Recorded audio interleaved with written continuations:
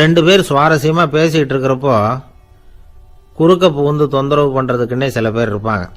அது ரொம்ப இடைஞ்சலா இருக்கும். இதே மாதிரி மின்காந்தம் கூட குறுக்க புகுந்து தொந்தரவு பண்ணும். கடைசியில் அது ஒரு பெரிய இடைஞ்சல கொண்டாந்து விட்டுரும். சில வீடுகளில் கேபிள் கனெக்ஷன் இல்லாமல் சில தனியார் டிவி காட்சிகள் தெரியும். அதுக்கு என்ன காரணம்னா இந்த மின்காந்த குறுக்கீடு தான் காரணம். இதைத்தான் சுருக்கமாக இஎம்ஐ அப்படின்னு சொல்றாங்க. அதாவது எலக்ட்ரோ மேக்னெட்டிக் இன்டர்ஃபியரன்ஸ். இது ஏற்படக்கூடிய இடங்கள் எது எதுன்னு எடுத்துக்கிட்டா அது ஒரு பெரிய பட்டியலாகவே போயிடும். இந்த இஎம்ஐ தொந்தரவு கேபிள் டிவியில் மட்டும்தான் இல்லை, ராக்கெட் ஏவுதளத்தில் உள்ள ரேடார்கள், அங்கே உள்ள சில சக்தி வாய்ந்த தொலைத்தொடர்பு சாதனங்கள், விமான தளங்களில் உள்ள ரேடார்கள், கப்பல் தளங்களில் பொருத்தப்பட்டிருக்கக்கூடிய சக்தி வாய்ந்த ஆண்டனாக்கள், இப்படி நிறைய சொல்லலாம். காவல் நிலையங்களில் பயன்படுத்தப்படுகிற வயர்லெஸ் தொடர்பு சாதனங்கள் கூட ஓரளவுக்கு இந்த மின்காந்த அலைகளை வெளியிடும். நம்ம வீட்டில் உட்காந்துக்கிட்டு ரேடியோ கேட்டுக்கிட்டு இருப்போம் அல்லது டிவி பார்த்துக்கிட்டு இருப்போம். அந்த சமயத்தில் பக்கத்து தெருவில் ஒரு மோட்டார் சைக்கிள் அல்லது காரு, குறிப்பாக பெட்ரோல் இன்ஜின், அது போகிறப்போ அதில் உள்ள மின்கலத்தில் அதாவது மேக்னெட்டோ பேட்டரியிலிருந்து வெளிப்படுகிற மின்காந்த அலை இங்கே டிவியிலையும் ரேடியோவிலையும் கரகரப்பை உண்டு பண்ணும். சரி, இது பெருசாக என்ன இடைஞ்சல உண்டு பண்ணிட போகுது அப்படின்னு நாம் அலட்சியமாக நினைக்கலாம். வயசானவங்களுக்கு மறதி நோயின்னு ஒன்று வரும்ல, அல்ஷமீர், அதாவது மூளையில் உள்ள செல்கள் செயலிழந்து போயிடுறது. அது செய்ய வேண்டிய வேலையை மறந்துடும். மனைவியே எதிரில் நின்னா கூட உன்னை எங்கேயோ பார்த்தது மாதிரி தெரியுதே அப்படின்னு சொல்லிட்டு இருப்பாங்க. அப்படி ஒரு மறதி. இந்த விசித்திரமான நோய்க்கு இதுவரைக்கும் மருந்தே இல்லைன்னு வேற சொல்றாங்க. இந்த மைக்ரோ ஓவன் அப்படின்னு சொல்லக்கூடிய சமையல் அடுப்புகள் கூட மின்காந்த அலைகளை வெளியிடுது. சமயத்தில் சில தொழிற்சாலைகளில் கூட பெரிய விபத்துக்களை இந்த இஎம்ஐ உண்டு பண்ணிவிடும். இதை பற்றி தீவிரமாக சிந்திக்க ஆரம்பிச்சதே ஒரு விபத்துக்கு பிறகுதான். அமெரிக்காவுக்கும் வியட்நாமுக்கும் இடையில போர் நடந்ததே, அந்த சமயம் அமெரிக்காவுக்கு சொந்தமான விமானம் தாங்கி கப்பல் ஒன்று வியட்நாமை தாக்கிறதுக்கு தயாராக ஏவுகணைகளோட கடலில் நிறுத்தி வைக்கப்பட்டிருந்தது. தற்செயலாக அந்த பகுதியில் கப்பல் தொலைத்தொடர்பு பகுதிக்கு அருகில் ஊடுருவிய இந்த சக்தி வாய்ந்த ரேடியோ அலைகள் ஏவுகணையில் இருந்த மின்னணு சர்க்கியூட்டை பூர்த்தி செஞ்சு வச்சுட்டுது. அவ்வளவுதான், ஏவுகணை அங்கேயே வெடிச்சு செதறி போச்சு. 130 பேர் அந்த இடத்துலயே உடல் கருகி செத்து போட்டாங்க. ஏகப்பட்ட பொருள்கள் நாசம். இந்த விபத்துக்கான காரணம் என்னங்கிறத உடனடியாக யாராலையும் கண்டுபிடிக்க முடியல. ரொம்பவும் கடுமையாக முயற்சி பண்ணி கடைசியாக கண்டுபிடிச்சாங்க, இது இந்த இஎம்ஐ வேலை தான் அப்படின்னு.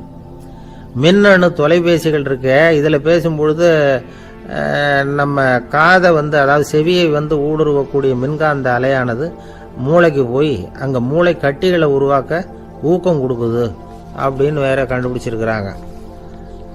இந்த இஎம்ஐ ரொம்ப குறைஞ்ச மின்காந்த அழுத்தத்தில் நமக்கு எந்த பாதிப்பையும் ஏற்படுத்துறதில்லை. மின்காந்த அலைகள் அழுத்தத்தோடு இருக்கிற இடங்களில் ரொம்ப நேரம் இருந்தோம்னா நம்ம உடம்பின் வெப்பநிலை 2 டிகிரி செல்சியஸ் வரைக்கும் அதிகரிக்குதாம். அதனால் வெப்பநிலையை சீராக்கிறதுக்கு இதய துடிப்பும் அதிகரிக்குது. இப்படிலாம் கண்டுபிடிச்சிருக்கிறாங்க. இப்பெல்லாம் இந்த மின்காந்த குறுக்கீடுகளை தடுக்கிறது எப்படி அப்படின்னு விஞ்ஞானிகள் யோசனை செய்ய ஆரம்பிச்சிருக்கிறாங்க. இந்த விஷயத்தில் அலட்சியமாக இருந்தோம்னா எதிர்காலத்தில் நிறைய பேருக்கு இந்த ஞாபக மறதி நோய் வந்துடும். அப்புறம் அது ரொம்ப கஷ்டமாக போயிடும். ஒரு குடும்ப தலைவர் தன் மனைவியை பார்த்து, யார் நீ, உன்னை எங்கேயோ பார்த்தது மாதிரி இருக்குதே அப்படின்னு சொல்லிட்டு இருந்தார். உடனடியாக அவரை போய் பார்த்தேன். வாங்க டாக்டர்கிட்ட போகலாம் அப்படின்னு. அவர் என்னை தனியாக அழைச்சிட்டு போய் காதோட காதாக மெதுவாக சொல்கிறார், இதை பார்ப்பா, என் கையில் பணம் இல்லாத போகலாம் அப்படி மறதி நோய் வந்துட்டது மாதிரி நடிச்சுக்கிட்டு இருப்பேன், அவ்வளவுதான், அதை நீ கண்டுக்காத அப்படின்னார். ஒருத்தர் வேகமாக நடந்து போகிறார். கடத்தெருவில் ஒரு ஸ்வீட்டு கடையை பார்க்குறார். உடனே சடன் பிரேக் போட்டது மாதிரி நிற்கிறார். ஒரு ஸ்வீட் வாங்கி சாப்பிடலாமேன்னு மனசு சொல்லுது. டாக்டர் வேணாம்னு சொல்லியிருக்கிறார், உடம்புக்கு ஒத்துக்காது, அதனால் அது வேணாம்னு சொல்லுது அறிவு. இவர் மனசு சொல்கிறத கேட்கல, அறிவு சொல்கிறபடி கேட்குறார். அதனால் மறுபடியும் வேகமாக அங்கேருந்து நடந்து போயிடுறார். அவர் நல்ல மனுஷன். மனுஷனுக்கு அறிவும் இருக்குது, உணர்ச்சியும் இருக்குது. எதுக்கு எடுத்தாலும் உணர்ச்சி வசப்பட்டுக்கிட்டு இருக்கக்கூடாது, அறிவு வசத்தில் நாம் இருக்கணும். அப்போ தான் நாம் நல்லபடியாக வாழ முடியும். இல்லைன்னா அவஸ்தை தான். மகாபாரதத்துல சந்தனுன்னு சொல்லி ஒரு அரசன் வர்றான். அவன் ஒரு சமயம் அறிவு வசப்படாம உணர்ச்சி வசப்படுறான். அதாவது ஒரு நாள் கங்கை கரையில ஒரு அழகான பொண்ணை பாக்குறான். இவனுடைய மனசு அவகிட்ட போயிடுது. அவளை கல்யாணம் பண்ணிக்கிறதுக்கு ஆசைப்படுறான். அந்த பொண்ணு சரின்னு சம்மதிக்கிறா. ஆனா ஒரு நிபந்தனை போடுறா. அந்த நிபந்தனைக்கு சம்மதம்னு சொன்னாதான் உன்னை கல்யாணம் பண்ணிக்குவேன்னு சொல்றா. சரி, அவ போட்ட நிபந்தனை என்ன தெரியுமா? இது மாதிரி நான் உங்க மனசு புண்படுற மாதிரி எந்த காரியம் பண்ணாலும் நீங்க என்ன ஏன்னு கேட்கக்கூடாது. நான் செய்யற காரியத்தை தடுக்கவும் கூடாது. அப்படி நீங்க செஞ்சா அடுத்த கணமே நான் உங்களை பிரிஞ்சு போயிடுவேன். இதுதான் அந்த பொண்ணு போட்ட நிபந்தனை. சந்தன அரசன் இந்த நிபந்தனையை ஒத்துக்கலாமா? இதை அறிவுபூர்வமா யோசிச்சிருந்தா இதுக்கு கட்டுப்பட்டுருக்க மாட்டான். இந்த நிபந்தனைக்கு நான் சம்மதிக்க மாட்டேன்னு தான் சொல்லியிருக்கணும். ஆனா அவன் அந்த நேரத்துல உணர்ச்சி வசத்துல இருந்தான். அதனால நீ என்ன சொன்னாலும் சரின்னு ஒத்துக்கிட்டான். அவளை கல்யாணம் பண்ணிக்கிட்டான். இதனால என்ன ஆச்சு? 7 பச்சை இளம் குழந்தைகளை பிறந்த உடனே அவ கங்கையில தூக்கி எறிஞ்சி கொல்லக்கூடிய கோர காட்சியை இவன் ஒண்ணு பின்னாடி ஒன்னா பார்க்க வேண்டியதா போச்சு. கடைசியில 8வது குழந்தை பிறந்ததுன்னு தான் அவனுடைய அறிவு மேலோங்குது. அந்த கொடிய செயலை தடுத்து நிறுத்துறான். அந்த 8வது குழந்தை தான் பின்னாடி பீஷ்மர் ஆகிறார். ஒரு பக்தி பிரசங்கத்துல ஒரு பேச்சாளர் இந்த விஷயத்தை சொல்லிவிட்டு இன்னொரு விஷயமும் சொன்னார். அது என்னன்னா, சந்தனு மன்னன் அறிவுக்கும் உணர்ச்சிக்கும் நடுவில் அகப்பட்டு தவிச்சதுனால அவன் வம்சத்துல வந்த கௌரவர்கள் உணர்ச்சி வசப்பட்டாங்க, பாண்டவர்கள் அறிவு வசப்பட்டாங்க அப்படின்னு சொன்னார். மனுஷனுக்கு உணர்ச்சியை விட அறிவு மேலோங்கி இருக்கணுங்கிறது சரிதான். ஆனால் அந்த அறிவை எப்படி உபயோகப்படுத்துறோங்கிறது முக்கியம். ஒருத்தர் சொன்னார், சார் இன்னைக்கு கோயம்புத்தூர்ல ஒரு கல்யாணம், அதுக்கு நான் போக முடியலேன்னு நினைக்கும் பொழுது மனசுக்கு ரொம்ப வருத்தமா இருக்குது சார் அப்படின்னார். ரொம்ப உணர்ச்சி வசப்பட்டார். அதுக்காக கவலைப்படாதீங்க சார், ஒரு வாழ்த்து தந்தி கொடுத்துருங்களேன் அப்படின்னார் இன்னொருத்தர். அது எப்படி சார் முடியும்னார் அவரு. நான் தானே சார் கல்யாண மாப்பிள்ளை அப்படிங்கிறார் அந்த ஆள். ஒரு ஆளை அடையாளம் கண்டுபிடிக்கணும்னா அதுக்கு சுலபமான வழி என்ன? முகத்தை பார்த்து கண்டுபிடிக்கிறது தான். ஆனா மனுஷன் தப்பு பண்ண ஆரம்பிக்கும் பொழுது அவனை கண்டுபிடிக்கிறதுக்கு வேற வழிகளை தான் கையாள வேண்டியிருக்கு. கைரேகை அதுக்கு ரொம்ப உபயோகப்படுது. கைரேகைகள் ஒருத்தருக்கு இருக்கிறது மாதிரி இன்னொருத்தருக்கு இருக்கிறது இல்லை. பல் வரிசையும் அப்படிதான். ஏமாத்துறவங்க அதிகமா போனா இருக்கிறவங்க எச்சரிக்கையா இருக்க வேண்டியிருக்குது. பயோமெட்ரிக்ஸ் அப்படிங்கிறது ஒரு பெரிய தொழில்நுட்பம். இதை உபயோகப்படுத்தி சில பாதுகாப்பு உத்திகளை எல்லாம் உருவாக்கி இருக்கிறாங்க அமெரிக்காவில். வீட்டுக்கு சொந்தக்காரர் குரல் கொடுத்தா கதவு திறக்கும், அல்லது அவர் கை வச்சா கதவு திறக்கும். மற்றவங்க யாரு என்ன பண்ணாலும் கதவு திறக்காது. இது ஒரு முறை. அவரோட குரல் அல்லது கைரேகை ஒரு எலக்ட்ரானிக் சாதனத்துல ஏற்கனவே பதிவு பண்ணப்பட்டிருக்கும். இவர் குரல் கொடுக்கறப்போ அல்லது கையை வைக்கிறப்போ அதை ஒப்பிட்டு பார்த்து சரியா இருந்தா கதவு திறக்கிறது மாதிரி ஒரு ஏற்பாடு. இதே மாதிரி ஒருத்தரோட விழித்திரையில உள்ள இரத்த குழாய் அமைப்பு பாருங்க, அது கூட ஒருத்தருக்கு இருக்கிறது மாதிரி இன்னொருத்தருக்கு இருக்கிறது இல்லை. அதனால அதை வச்சு அடையாளம் கண்டுபிடிக்கக்கூடிய சாதனங்களும் இப்போ பழக்கத்துக்கு வந்தாச்சு. கைரேகையை ஒப்பிடுற சாதனத்தை விட விழித்திரை இரத்த குழாய் அமைப்பை அடையாளம் காணுற சாதனம் இருக்கு பாருங்க, இது ரொம்ப நுட்பமானது. இது நம்ப தகுந்தது. ஒரு ஆளை அடையாளம் கண்டுபிடிக்கிறதுக்கு இது எடுத்துக்கிற நேரம் 1 வினாடி தான். ஒரு கருவி இருக்கும், அதுல உள்ள ஒரு சிறு துளையில கண்ணை வச்சு பார்க்கணும். உடனே இந்த சாதனம் குறைந்த சக்தி உள்ள இந்த அக சிவப்பு ஒளியை பாய்ச்சி அவரது விழித்திரையின் இரத்த குழாயை ஆராய்ச்சி பண்ணி ஏற்கனவே அதோட நினைவு பெட்டகத்துல பதிவு பண்ணி வச்சிருக்கிறோமே அந்த அமைப்புகளோட இதை ஒப்பிட்டு பார்த்து சரியான ஆள் தானா இல்லையா அப்படின்னு அடையாளம் காட்டிவிடும். குரலை வச்சு அடையாளம் கண்டுபிடிக்கிறதும் இந்த பயோமெட்ரிக்ஸ் முறைகள்ல ஒண்ணு. ஒரு நபரோட குரல்ல டிஜிட்டல் குறியீடுகளை மாத்தி பதிவு பண்ணிக்கிட்டு மீண்டும் அதே குரலை இனம் காணக்கூடிய சாதனங்கள் ஏற்கனவே அமெரிக்காவில எல்லாம் விற்பனைக்கு வந்தாச்சு. ஒரு ஆளுக்கு ஜலதோஷம் பிடிச்சிருந்தா கூட அந்த சாதனம் சரியாவே கண்டுபிடிச்சிருமா. குரலை மாத்தி பேசுறவங்க கூட இந்த கருவியை ஏமாற்ற முடியாது. இதை ஆஸ்பத்திரிகள், வங்கிகள்ல உள்ள இரும்பு பெட்டக காப்பறைகள் இங்கெல்லாம் உபயோகப்படுத்தலாம். குழந்தைகள் உள்ள இடங்களுக்கு இது ரொம்ப உபயோகப்படும். கதவு பூட்டிக்கிட்டுதுன்னு வச்சுக்கோங்க, கதவை திறக்கிறதுக்கு சாவி உபயோகப்படுத்த தெரியாத குழந்தைகள் குரல் எழுப்பிய கதவை திறந்துட முடியும். எதிர்காலத்தில் இந்த பயோமெட்ரிக்ஸ் முறை இன்னும் பல ஆச்சரியங்களை ஏற்படுத்தும் அப்படின்னு எதிர்பார்க்கறாங்க. ஸ்டியரிங்கை தொட்டதுமே காரு ஸ்டார்ட் ஆயிடும், சாவி வேண்டியதில்லை. காரு சொந்தக்காரரை தொட்டாதான் ஸ்டார்ட் ஆகும், வேற யாராவது தொட்டா ஸ்டார்ட் ஆகாது. ஒரு மனுஷனோட நடை, அவர் டைப்ரைட்டரை தொடுகிற விதம், இதையெல்லாம் வச்சு கூட ஆளை அடையாளம் காணக்கூடிய தொழில்நுட்பம் வரலாம். என்னதான் தொழில்நுட்பம் வளரட்டும், குடும்பத்துக்குள்ள நடக்கிற திருட்டுகளை கண்டுபிடிக்கிறது ரொம்ப கஷ்டம். ஒரு வீட்டில் பெட்டியில் இருந்த பணம் காணாமல் போச்சு. வீட்டுக்காரரோ அல்லது பையனோ தான் எடுத்திருக்கணும். பெட்டியை திறந்து பார்த்தா அந்த வீட்டுக்காரம்மா இதுல இருந்து பணத்தை எடுத்தது நிச்சயமா என் வீட்டுக்காரர் தான் அப்படின்னு சொல்ல முடியல. அவங்களால யோசிச்சாங்க. என்னம்மா இப்படி யோசிக்கிறீங்களேன்னு கேட்டிருக்காங்க. நிச்சயமா இந்த பணத்தை எடுத்தது என் வீட்டுக்காரர் இல்லை அப்படின்னு உறுதியாக சொல்லிவிட்டாங்க அந்த அம்மா. இது கேட்டவங்களுக்கு ரொம்ப ஆச்சரியமா இருந்தது. அந்த வீட்டுக்காரருக்கு இது ரொம்ப பெருமையா இருந்தது. அது எப்படி அவ்வளவு கரெக்டா சொல்றீங்க அப்படின்னு கேட்டிருக்கிறாங்க. அப்போ அந்த அம்மா சொல்லிச்சான், பெட்டியில இன்னும் கொஞ்சம் பணம் மிச்சம் இருக்குது, இவர் எடுத்திருந்தாருன்னா அப்படி மிச்சம் வச்சிருக்க மாட்டார், அதனால தான் அப்படி சொன்னேன் அப்படின்னாங்களாம். ஆந்திர நாட்டில் ஒரு அரசர் இருந்தார். அந்த அரசர்கிட்ட ஒரு அமைச்சர் இருந்தார். அந்த அமைச்சர் பேரு ராயண பாஸ்கர். அவர் ஒரு பெரிய அறிவாளி. அது மட்டும் இல்ல, மிகச்சிறந்த கொடையாளி. யார் எது கேட்டாலும் இல்லைன்னு சொல்ல மாட்டாராம். அதன் காரணமாகவே அவர்கிட்ட இருந்த செல்வம் நாளுக்கு நாள் குறைஞ்சிக்கிட்டே வந்துட்டு தான். கடைசியில் குடும்பத்துக்குன்னு எதுவும் வைக்காமலே அவர் போய் சேர்ந்துட்டார். மகனும் இறந்துட்டார். அந்த குடும்பத்தில் மிஞ்சி இருந்தது அவருடைய மருமகள், ஒரு பேரன், அவ்வளவுதான். இருந்த ஒரே சொத்து பழுதடைஞ்ச ஒரு வீடு. அந்த அம்மா மற்ற வீடுகளில் வேலை செஞ்சு தன்னுடைய பிள்ளைய படிக்க வச்சுக்கிட்டு வராங்க. அந்த புள்ள ஒரு பெரிய வள்ளலுடைய பேரன்கிறது அந்த பள்ளி வாத்தியார்களுக்கும் தெரியும். அதனால அவங்களும் இவங்கிட்ட கொஞ்சம் அன்பாகவும் அக்கறையாகவும் பழகி பாடம் சொல்லி கொடுத்துக்கிட்டு இருக்கிறாங்க. ஒரு நாள் ஒரு புகழ்பெற்ற கவிஞர் ஒருத்தர் அந்த பள்ளிக்கூடத்துக்கு வந்திருக்கிறார். ஆசிரியர்கள்கிட்ட பேசிக்கிட்டு இருந்தப்ப ஒரு செய்தியை சொன்னாராம். ராயண பாஸ்கருங்கிற வள்ளல் எனக்கு நிறைய உதவிகள் செஞ்சிருக்கார், என்னை பாராட்டி பரிசுகள்லாம் கொடுத்துருக்கிறார். அந்த வள்ளல் வாழ்ந்த கிராமத்தை பார்க்கணுங்கிறதுக்காக தான் இப்போ இங்கே வந்திருக்கிறேன் அப்படின்னாராம். ஆசிரியர் உடனே இந்த பையனை கூப்பிட்டு, இதை பாருங்க, இவன் யார் தெரியுமா, நீங்க குறிப்பிடுகிற அந்த வள்ளலின் பேரன் அப்படின்னு அறிமுகப்படுத்தினாராம். கவிஞரின் கண்கள்ல ஆனந்த கண்ணீர். அந்த பரவச நிலையிலேயே அந்த வள்ளலை பற்றி கவி பாட ஆரம்பிச்சுட்டாராம். இந்த சின்ன பையன் அதை கேட்டிருக்கிறான். உடனே என்ன பண்ணான் தெரியுமோ, தன் கையில் அணிஞ்சிருந்த ஒரு பொன் வளையலை கழட்டி அந்த கவிஞருக்கு பரிசா கொடுத்துட்டானோ. எல்லாருக்கும் ஆச்சரியம். தாத்தா இருக்கும் நிலையில கொடுத்தார், பேரன் இல்லாத நிலையிலையும் கொடுக்குறான். பையனை எல்லாரும் பாராட்டினாங்களாம். இருந்தாலும் அவனுக்குள்ள ஒரு பயம் எதுவும் ஆரம்பமாச்சு. பள்ளிக்கூடம் விட்டு வீட்டுக்கு வரும்பொழுது அந்த பயம் இன்னும் அதிகமாயிட்டுது. அம்மா என்ன சொல்லுவாங்களோ தெரியலையே, ஏதோ திடீர்னு தோணிச்சு வளையல கட்டி கொடுக்கணும்னு கொடுத்துட்டோம். குடும்பம் இருக்கிற நிலையில இப்படி நான் செஞ்சது தப்பா, வீட்டு செலவுக்கே அம்மா எவ்வளவு கஷ்டப்படுறாங்க, வீட்டுக்கு போனதும் என்ன நடக்குமோ தெரியலையே அப்படின்னு நினைச்சு பயந்துக்கிட்டே அவன் வீட்டுக்குள்ள அடி எடுத்து வைக்கிறான். அம்மா கூப்பிட்டு சாப்பாடு போட்டாங்க. அவங்க கண்ணில் படக்கூடாதுங்கிறதுக்காக ஒரு கையை பின்னாடி மறைச்சிக்கிட்டே இருந்தான். அம்மா இதை கவனிச்சுட்டாங்க. ஏய், உன் கையை ஏன் அப்படி வச்சிருக்கிற, உன் கைக்கு என்னாச்சு, ஏதாவது அடிபட்டு போச்சா அப்படின்னு கேட்டுக்கிட்டே கையை எடுத்து பார்க்குறாங்க. வளையல காணலை. வளையல் எங்கே அப்படின்னு கேட்குறாங்க. இவன் தயங்கிக்கிட்டே நடந்ததை சொல்கிறான். அதை கேட்டதும் அந்த அம்மாவோட முகம் கோபத்தால் சவுந்து போச்சான். முட்டாளே, என்ன காரியம் பண்ண அப்படின்னு கன்னத்தில் அரைஞ்சிட்டாங்களாம். அம்மா, என்னை அடிக்காத, ஏதோ தெரியாமல் தப்பு பண்ணிட்டேன் அப்படின்ட்டு இருக்கான். மகனே, வளையலை கொடுத்ததுக்காக நான் உன்னை அடிக்கலை அப்படிங்க, பின்ன எதுக்கு அடித்தேன்னு கேட்டிருக்கான்.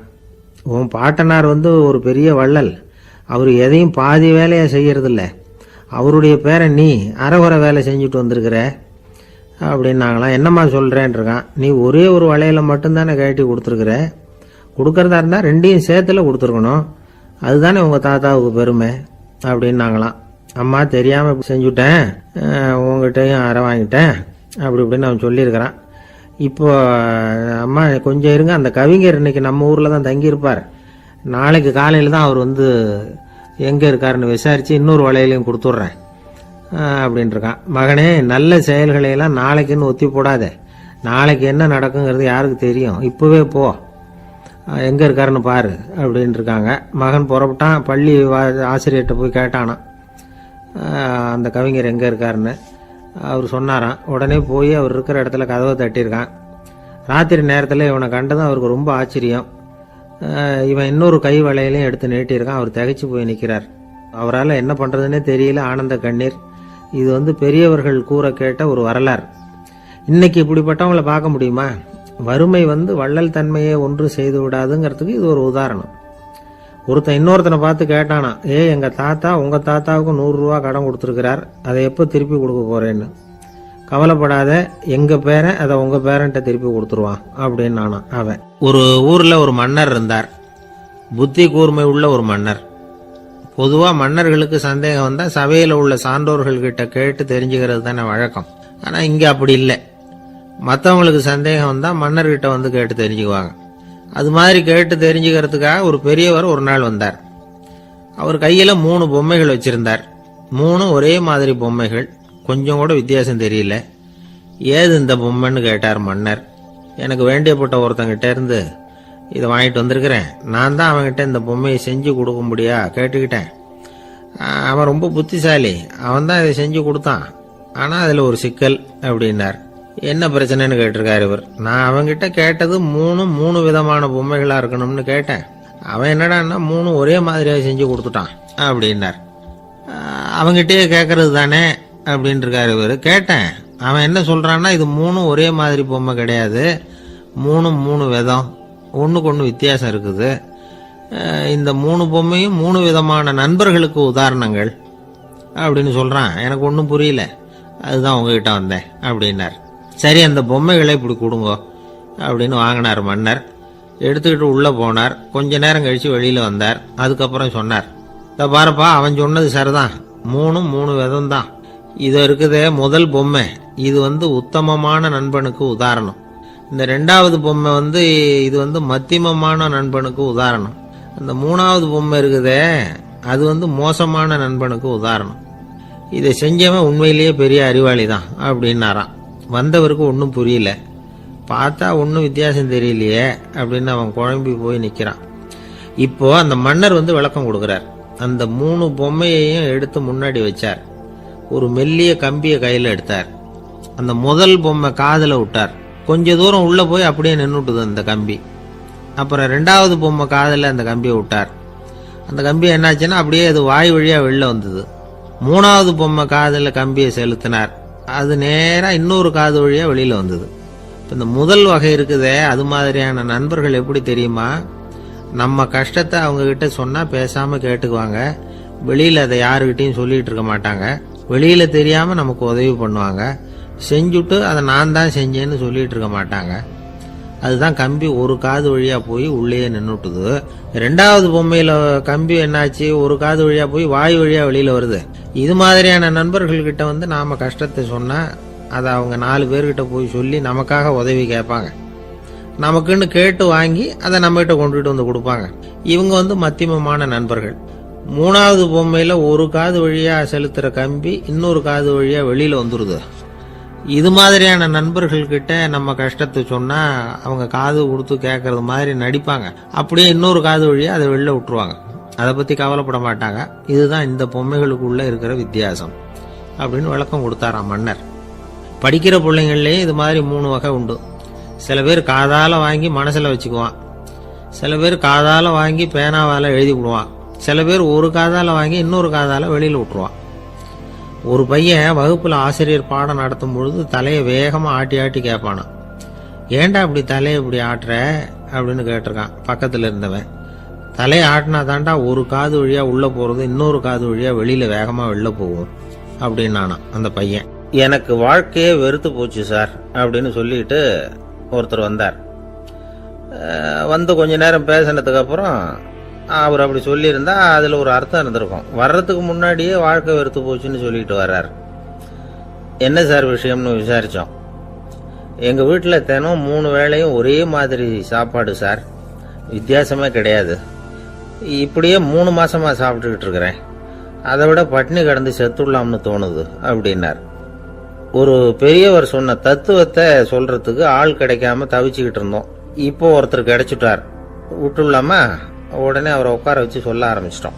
அதாவது நாம் அனுபவிக்கிற உணர்வுகளில் களிப்பு, மகிழ்வு, ஆனந்தம், இது 3க்கும் ஒன்றுக்கு ஒன்று வித்தியாசம் உண்டு. மேம்போக்கா பார்க்கறதுக்கு இது 3 ஒன்று மாதிரி தோணும். ஆனால் அது அப்படி இல்லை. களிப்புங்கிறது உடம்பை பொறுத்தது, மகிழ்வுங்கிறது மனசை பொறுத்தது, ஆனந்தம்ங்கிறது ஆன்மாவை பொறுத்தது. இப்படி இந்த 3 வகையான அந்த சுவைப்புகளின் தன்மையும் வேற வேற. இப்போ முதல்ல களிப்புங்கிறத எடுத்துக்குவோம். நம்ம புலன்களுக்கு களிப்பை தரக்கூடிய பொருள்களுக்கு சில விசேஷ குணம் உண்டு.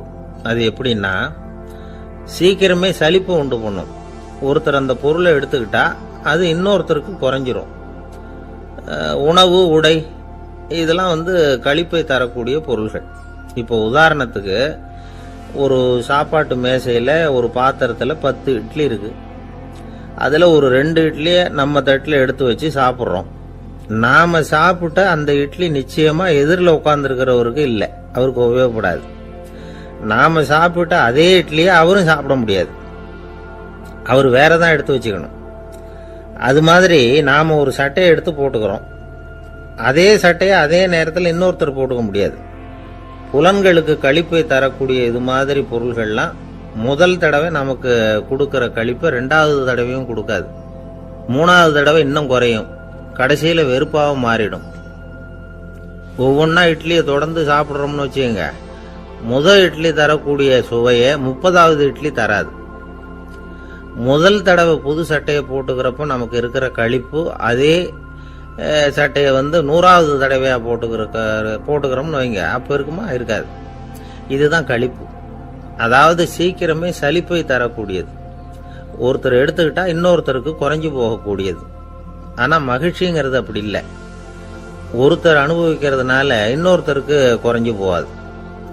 இப்போ காலையில் சூரியன் உதயம் ஆகிறத பார்த்து சந்தோஷப்படுறோம், அதையே இன்னொருத்தரும் பார்த்து சந்தோஷப்படலாம். ஒரு நல்ல சங்கீதத்தை கேட்குறோம், ஒரு அழகான ஓவியத்தை ரசிக்கிறோம், நீங்கள் ரசிக்கிற அதே நேரத்தில் இன்னொருத்தரும் அதை ரசிக்கலாம். அதனால் அது குறைஞ்சி போகிறதில்ல. இது மகிழ்வு. ஆனால் ஒன்று, ஒரே பாடலை திரும்ப திரும்ப கேட்டுக்கிட்டு இருந்தால் கடைசியில் அலுப்பு தட்டும்.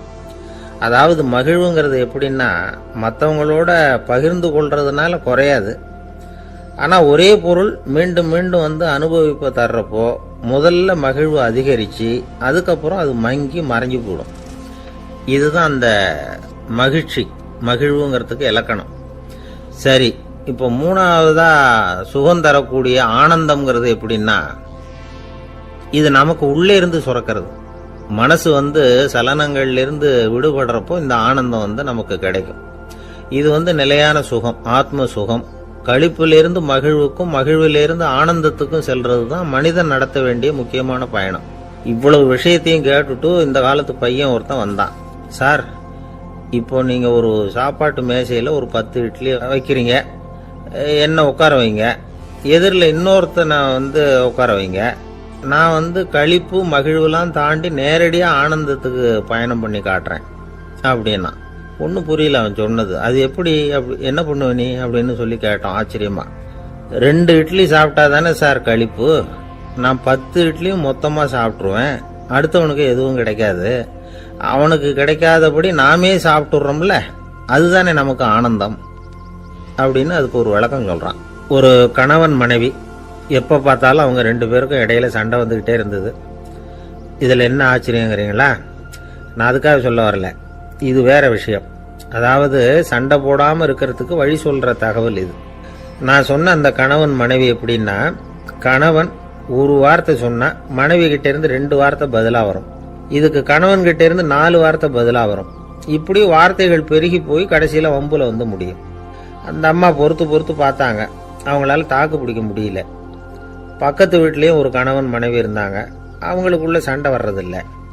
அது எப்படி அவங்களால மட்டும் சண்டை போடாமல் இருக்க முடியுது அப்படின்னு இந்த அம்மாவுக்கு ஆச்சரியம்.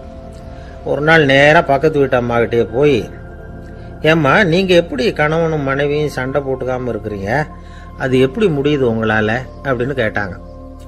அதுக்குன்னு ஒரு மருந்து இருக்குது, அதை சாப்பிட்டா சண்டை வராது அப்படின்னாங்க அவங்க. சரிங்க, அந்த மருந்தை அவர் சாப்பிட மாட்டேன்னு சொல்லிட்டா என்ன பண்ணுறது அப்படின்னு கேட்டிருக்கிறாங்க இவங்க. அந்த மருந்து அவருக்கு இல்லைம்மா, உனக்கு தான் அப்படின்னாங்களாம் அவங்க. அப்படியா? அப்படின்னா கொடுங்க, ரொம்ப நல்லதாக போச்சு, அதை எப்படி சாப்பிட்றதுங்கிற விவரத்தையும் சொல்லுங்கள், எங்கே அது கிடைக்குங்கிறதையும் சொல்லுங்கள், வாங்கிக்கிறேன் அப்படின்னு கேட்டாங்களாம் இவங்க. வேற எங்கேயும் போய் வாங்க வேண்டாம், என்கிட்டே இருக்க அந்த மருந்து, அதில் கொஞ்சம் தர்றேன், வாங்கி வச்சுக்க. உன் வீட்டுக்காரர் உன்னோட சண்டையை ஆரம்பிக்கிறப்போலாம் நீ இந்த மருந்தில் 1 ounce வாயில் ஊற்றிக்கணும். அதை உடனே குடிச்சிடக்கூடாது, ஒரு 5 நிமிஷமாவது அது வாயில் இருக்கணும், அதுக்கப்புறம் குடிச்சுடலாம் அப்படின்னு சொல்லி ஒரு பாட்டில் மருந்தை இந்த அம்மா கிட்ட கொடுத்து அனுப்புனாங்களாம். மருந்தை எடுத்துக்கிட்டு இந்த அம்மா வீட்டுக்கு வந்திருக்கிறாங்க. வீடு பூட்டி இருந்ததுனால கணவன் வாசல்லையே காத்துக்கிட்டு இருக்கிறான். மனைவியை கண்டதும் சண்டை போட ஆரம்பிச்சிட்டான். வீட்டை பூட்டி விட்டு எங்கே போய் தொலைஞ்ச, எவ்வளவு நேரமாக ஒரு மனுஷன் வாசல்லையே காத்துட்டு கிடக்கிறது அப்படி இப்படின்னு கத்த ஆரம்பிச்சிட்டான். மனைவி இதுக்கு பதிலே சொல்லலை. அந்த அம்மா பேசாமல் வீட்டை திறந்தாங்க, சமையல் அறைக்குள்ளே போனாங்க. ஒரு அவுன்ஸ் மருந்தை வாயில ஊத்திக்கிட்டாங்க. அன்னைக்கு சண்டை மேற்கொண்டு வளரவே இல்லை, நின்றுட்டுது. மருந்து பரவாயில்லை. அதுக்கப்புறம் பல சந்தர்ப்பங்கள்ல சண்டை வரும் போல இருக்கிற போலாம் இந்த மருந்து அதை நிறுத்தியிருக்கு. பிரமாதமான மருந்தா இருக்குது இதை கொஞ்சம் அதிகமாகவே வாங்கி வீட்டில் வச்சுக்க வேண்டியதுதான் அப்படின்னு முடிவு பண்ணிட்டு இந்த அம்மா மறுபடியும் பக்கத்து வீட்டு அம்மாகிட்ட போனாங்க. எவ்வளவு விலையானாலும் சரி, நான் காசு கொடுத்து வாங்கி வச்சுக்கிறேன், எந்த கடையில் இருக்குது இந்த மருந்து சொல்லுங்க அப்படின்னு கேட்டாங்க. இந்த மருந்துக்கு விலையே கிடையாதுங்க, இலவசமாகவே கிடைக்கும்னாங்களாம் அவங்க. அது எப்படி விலை இல்லாமல் இதை விற்க முடியுது அப்படின்னு கேட்டாங்களாம் இவங்க. அது மருந்தாக இருந்தால் தானே விலை வைக்கிறதுக்கு, அது வெறும் தண்ணி தானே அப்படின்னாங்களாம். வெறும் தண்ணியா சண்டையை நிறுத்துது அப்படின்ட்டு இருக்காங்க இவங்க. அது சண்டையை நிறுத்தல, உன்னோட மௌனம் தான் சண்டையை நிறுத்துது. நீ வாயில் தண்ணியை வச்சுக்கிறதுனால எதிர்த்து பேசுறதில்ல, அதனால உன்னுடைய கணவர் கோபம் சாந்தமாயிடுது அப்படின்னாங்களாம் அவங்க. இந்த கதையிலிருந்து சண்டையை நிறுத்துற மருந்து எதுன்னு தெரிஞ்சுக்கிட்டோம் இல்லையா. ஒருத்தர் என்ன பண்ணாரு, பாட்டிலில் தண்ணியை ஊற்றி வச்சுக்கிட்டு அவர்கிட்ட வர்றவங்களுக்கெல்லாம் இதை சிபாரிசு பண்ணலாம்னு நினச்சிக்கிட்டு உட்காந்துருந்தார். ஒரு அம்மா வந்தாங்க. இதை கேட்டுவிட்டு இதையே ஒரு மருந்து மாதிரி கொடுக்கலாம்ங்கிறது அவர் முடிவு. அதனால பாட்டிலில் தண்ணியை அடைச்சி வச்சுக்கிட்டு அதில் கலருக்காக எண்ணத்தையோ ஒரு ஜீரகம் அது மாதிரி எதையாவது கலந்து வச்சுக்கிட்டு ஒரு மருந்து மாதிரி ஒரு பாவனையில் வச்சுக்கிட்டு உட்காந்துருக்காரு. யாராவது வீட்டில் சண்டைன்னா என்கிட்ட வாங்க மருந்து தரேன்னு.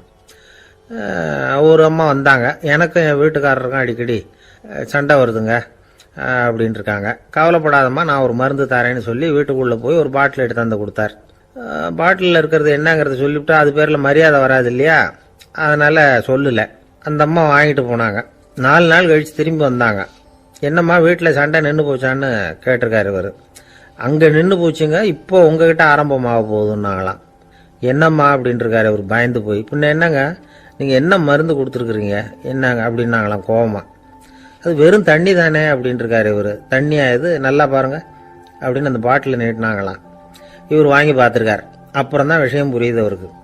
இவர் கை தவறுதலாக அவங்க வீட்டில் இருந்த மண்ணெண்ணெய் பாட்டில் எடுத்து அவர்கிட்ட கொடுத்துருக்குறாங்க.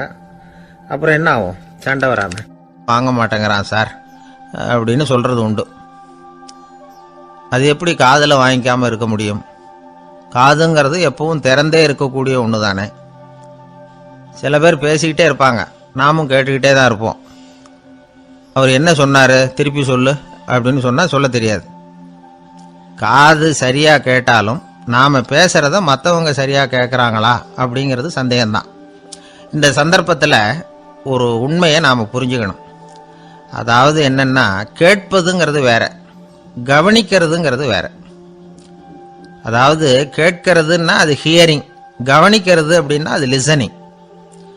கேட்கறதுங்கிறது தன்னிச்சையாக நடக்கக்கூடிய ஒரு செயல். இப்போ ஒரு சாலையில் நடந்து போயிட்டு இருக்கிறோம். எவ்வளவோ சத்தம் நம்ம காதில் விழுந்துகிட்டு இருக்கு. கார் போகிற சத்தம் கேட்குது, பறவை ஒரு மரத்துலேருந்து கத்துது, அந்த சத்தம் கேட்குது. இப்படி நிறைய காதில் விழுந்துகிட்டு இருக்கு. ஆனால் கவனிக்கிறதுங்கிறது எப்படின்னா, நம்ம முழு மனசை செலுத்தி உன்னிப்பாக கேட்கறது. எத்தனையோ சத்தத்துக்கு நடுவில் தன்னுடைய குழந்தை அழற சத்தத்தை தாய் தெரிஞ்சுக்க முடியுது இல்லையா, அது மாதிரி. விவரம் தெரிஞ்சவங்கலாம் என்ன சொல்கிறாங்கன்னா, கவனித்தல் அதாவது லிசனிங் அப்படிங்கிற செயலில் 3 அம்சங்கள் இருக்கிறதாக சொல்கிறாங்க. அது என்ன 3 அம்சங்கள் அப்படின்னா, முதல்ல காதால் கேட்கறது, இது முதல் அம்சம். 2வது என்னன்னா கேட்டதை புரிஞ்சுக்கிறது. 3வது என்னன்னா என்ன புரிஞ்சுக்கிட்டோங்கிறத தெரிவிக்கிறது, ஃபீட்பேக் அப்படின்னு சொல்கிறோமே அது. ஒரு ஆசிரியர் வகுப்பில் பாடம் நடத்திக்கிட்டு இருக்கிறார். வெறுமனே கேட்குற குழந்தை ஒரு காதால் வாங்கி இன்னொரு காதால் விட்டுடும். அதாவது கேட்குற குழந்தை அப்படி செய்யும். ஆனால் கவனிக்கிற குழந்தை கேட்டதை புரிஞ்சுக்கும். என்ன புரிஞ்சுக்கிட்டேன்னு கேட்டால் பதில் சொல்லும். இதுதான் கேட்கறதுக்கும் கவனிக்கிறதுக்கும் உள்ள வித்தியாசம். ஒரு புள்ளி விவர கணக்கு என்ன சொல்லுது தெரியுமா? ஒரு மனிதன் எழுதுறது மூலமா 6% அறிவை பெருக்கிக்கிறானா, எழுதுறது மூலமா. படிக்கிறது மூலமா 19% அறிவை பெருக்கிக்கிறானா. பேசுறது மூலமா 30% அறிவை பெருக்கிக் கொள்ளுகிறான் அப்படின்னு சொல்றாங்க. ஆனா பாருங்க, கவனிக்கிறது மூலமா 45% அறிவை பெருக்கிக் கொள்ளுகிறான் அப்படிங்கிறது புள்ளி விவரம். அதனால கற்றலின் கேட்டல் நன்று அப்படின்னு சொல்றாங்க இல்லையா, அது இதுதான். அதனால கவனிக்கிறது மூலமா அதிக அறிவை நாம பெருக்கிக் கொள்ள முடியும். கேள்வி ஞானம் தான் ரொம்ப சிறந்தது அப்படிங்கிறார் வள்ளுவர். அதாவது கவனித்து கேட்கணும், அதுதான் முக்கியம். மற்றவங்க சொல்கிறத நல்லா கவனிக்க முடியாதபடிக்கு நாமே சில தடைகளை ஏற்படுத்திக்கிறோம், அல்லது நம்ம அறியாமலே அப்படி ஒரு தடை உண்டாயிடுது. அந்த தடைகளை தாண்டணும் அல்லது தகர்த்து எறியணும் அப்படிங்கிறது பெரியவர்கள் சொல்லுகிற யோசனை. அது என்ன தடைகள் அப்படின்னா, நமக்கு தெரியாத இவர் என்ன சொல்லிட போகிறார் அப்படிங்கிற நினப்பு, இது ஒரு தடை. சொல்லி முடிக்கிறதுக்கு முன்னாடியே குறுக்க பேசுறது, மனசை அங்கேயும் இங்கேயும் அலையிறது, இதெல்லாம் தான் தடைகள். ஆசிரியர் பாடம் நடத்துகிறார் அப்படின்னா மாணவர்கள் அக்கறையாக கவனிக்கணும், அப்போ தான் பரீட்சையில் பாஸ் ஆக முடியும். வீட்டுக்குள்ள கணவன் சொல்கிறத மனைவி கவனித்து கேட்கணும், மனைவி சொல்கிறத கணவன் கவனித்து கேட்கணும், இல்லைன்னா குழப்பமாயிடும். ஒரு அம்மா கோயிலுக்கு போனாங்க, சேலையில் ஒரு முடிச்சு போட்டிருந்தாங்க. எதுக்கு சேலையில் முடிச்சு போட்டு வச்சுருக்குறீங்க அப்படின்னு கேட்டாங்க. எங்கள் வீட்டுக்காரர் ஒரு கடிதத்தை மறக்காமல் தபால் போட்டியில் போட்டுடணும்னு சொன்னார், ஞாபகத்துக்காக முடிச்சு போட்டு வச்சுருக்கிறேன் அப்படின்னாங்க. கடிதத்தை பெட்டியில் போட்டுட்டீங்களா அப்படின்னு கேட்டாங்க. அது எப்படிங்க முடியும், அவர் கடிதத்தை என்கிட்ட கொடுக்க மறந்துட்டாரே அப்படின்னாங்களாம். அதனால் மறக்கப்படாதுன்னு நினச்சிக்கிட்டே மறந்து விடுறது, இப்படி ஒரு வாழ்க்கை. அதனால் வாழ்க்கையில் நமக்கு இருக்கிறது செவிச்செல்வம் ரொம்ப முக்கியமானது. நிறைய கேட்கணும், சொல்கிறத விட கேட்கணும், கேட்கறத விட முக்கியம் கவனிக்கிறது. அப்படி கவனிக்கிறது மூலமாக நம்முடைய வாழ்க்கையில் வெற்றி பெறணும். அங்கே நபிகள் நாயகம் உட்கார்ந்துருக்கிறார். அந்த சமயம் அம்மா அங்கே வர்றாங்க. அவங்க கையில் திராட்சை பழ கொத்து, அதை கொண்டுகிட்டு வந்து நபிகள் கிட்ட கொடுக்குறாங்க. சாப்பிடுங்க அப்படின்னு சொல்லி ரொம்ப அன்பாக வேண்டிக்கிறாங்க. நபிகள் நாயகமும் ரொம்ப பிரியமாக அதை வாங்கிக்கிட்டார். அதுக்கப்புறம் அதை சாப்பிட ஆரம்பித்தார். நபிகள் நாயகம் மதீனாவில் தங்கியிருந்தப்போ இது மாதிரி நிறைய பேர் பழங்களையும் தின்பண்டங்களையும் கொண்டுகிட்டு வந்து கொடுக்கறது வழக்கம். நபிகள் நாயகம் என்ன பண்ணுவார்னா, அதெல்லாம் வாங்குவார். உடனே பக்கத்தில் இருக்கிற தோழர்கள் எல்லாருக்கும் பகிர்ந்து கொடுப்பார், தானும் சாப்பிடுவார். இதுதான் எப்போதும் வழக்கம். ஆனால் இந்த தடவை என்னாச்சு தெரியுமா, அவர் அப்படி பண்ணல. ஒவ்வொரு பழமாக எடுத்து தானே சாப்பிட்டுக்கிட்டு இருக்கிறார். அவர் விருப்பமாக சாப்பிடுகிற காட்சியை ஆசை தீர பார்த்துக்கிட்டு இருந்தாங்க அந்த வயசான அம்மா, அந்த பழத்தை கொடுத்தவங்க. அவங்களுக்கு ரொம்ப மகிழ்ச்சியாக இருந்தது, மன நிறைவாக இருந்தது. நாம் ஆசையாக கொண்டுகிட்டு வந்து கொடுக்குற பழத்தை நபிகள் நாயகம் இவ்வளோ பிரியமாக சாப்பிட்றாரே அப்படின்னு நினச்சி ரொம்ப சந்தோஷப்பட்டாங்க. அதுக்கப்புறம் அங்கேருந்து அவங்க புறப்பட்டு போயிட்டாங்க. அந்த அம்மா போனதுக்கப்புறம் பக்கத்தில் இருந்த தோழர்கள் பேச ஆரம்பித்தாங்க. ஏன்னா அவங்களுக்கு சந்தேகம், இன்னைக்கு வித்தியாசமாக நடந்துக்கிட்டாரே அப்படின்னு. அண்ணலே, எது உங்களுக்கு வந்தாலும் எங்கள் எல்லாருக்கும் கொடுத்துட்டு தான் நீங்கள் சாப்பிடுவீங்க, இன்னைக்கு மட்டும் நீங்கள் அப்படி செய்யலையே, எல்லா பழத்தையும் நீங்களே சாப்பிட்டீங்களே, அதுக்கு என்ன காரணம் அப்படின்னு கேட்டாங்க. இப்படி கேட்கறதுனால நாயகம் அதை தப்பாக புரிஞ்சுக்க மாட்டார் அப்படிங்கிறது அவங்களுக்கு தெரியும். யாரும் எதையும் அவர்கிட்ட கேட்கலாம், அப்படி கேட்கறதுக்கு உரிமை உண்டு. இந்த ஜனநாயக முறைகளுக்கு அவர்கள் கொடுத்த மரியாதை இது. தோழர்களின் கேள்விக்கு நபிகள் பதில் சொல்ல ஆரம்பித்தார். நண்பர்களே, அந்த அம்மா ரொம்ப பிரியமாக அந்த பழங்களை என்கிட்ட கொண்டுகிட்டு வந்து கொடுத்தாங்க. முதல்ல ஒரு பழத்தை எடுத்து வாயில் போட்டு பார்த்தேன், அது ரொம்ப புளிப்பாக இருந்தது, சாப்பிட்றது ரொம்ப கஷ்டம். உங்ககிட்ட யாருக்காவது அதை கொடுத்துருந்தா அதில் வாயில் போட்டதும் புளிப்பு தாங்காமல் முகம் சுழிச்சிருப்பீங்க. அதை அந்த அம்மா பார்த்துட்டாங்கன்னா வருத்தப்பட்டிருப்பாங்க. ஆசையாக கொண்டுகிட்டு வந்து நமக்கு கொடுத்துருக்குறாங்க, அவங்க அன்பான மனசை நோகடிக்கிறதுக்கு நான் விருப்பப்படலை. அதனால் முகம் சுளிக்காமல் சாப்பிட்ணுமேங்கிறதுக்காகத்தான் அந்த பழங்கள் பூராவே நானே சாப்பிட்டுட்டேன் அப்படின்னு புன்முறுவலோட பதில் சொன்னாராம் நபிகள் நாயகம். இன்னொருத்தர் மனசு புண்படக்கூடாதுங்கிறதுக்காக புளிப்பையும் இனிப்பாக ஏற்றுக்கொள்ளுகிற பண்பாடு இருக்கு பாருங்க, அது ஒரு பெரிய நாகரிகம். அது எல்லாருக்கும் சுலபமாக வந்துடாது. நல்லா இருக்கிற பழத்தையே என்ன இவ்வளவு மோசமாக இருக்கேன்னு சொல்லுகிறவர்கள் தான் நம்மக்கிட்ட அதிகம். இந்த காலத்தில் இல்வாழ்க்கையில் இந்த நாகரிகத்தை சில பேர் கடைபிடிக்கிறது உண்டு. நல்லா இருக்க இல்லையோ முகம் சுளிக்காமல் சாப்பிட்ருவாங்க. ஏன்னு கேட்டால், எதுக்காக சார் வீண் வம்பு, ஏதோ நமக்குன்னு கொடுத்து வச்சது அவ்வளவுதான் அப்படின்னு நினச்சிக்கிட்டு போக வேண்டியது தானே அப்படிம்பாங்க. இவங்கெல்லாம் கூட ஒரு விதத்தில் பண்பாடு தெரிஞ்சவர்கள் தான். இப்போ ஒரு ஆள் ஊரெலாம் சுற்றி விட்டு கடைசியில் அழுத்து போய் ஒரு ஹோட்டலுக்குள்ளே நுழைஞ்சானான்.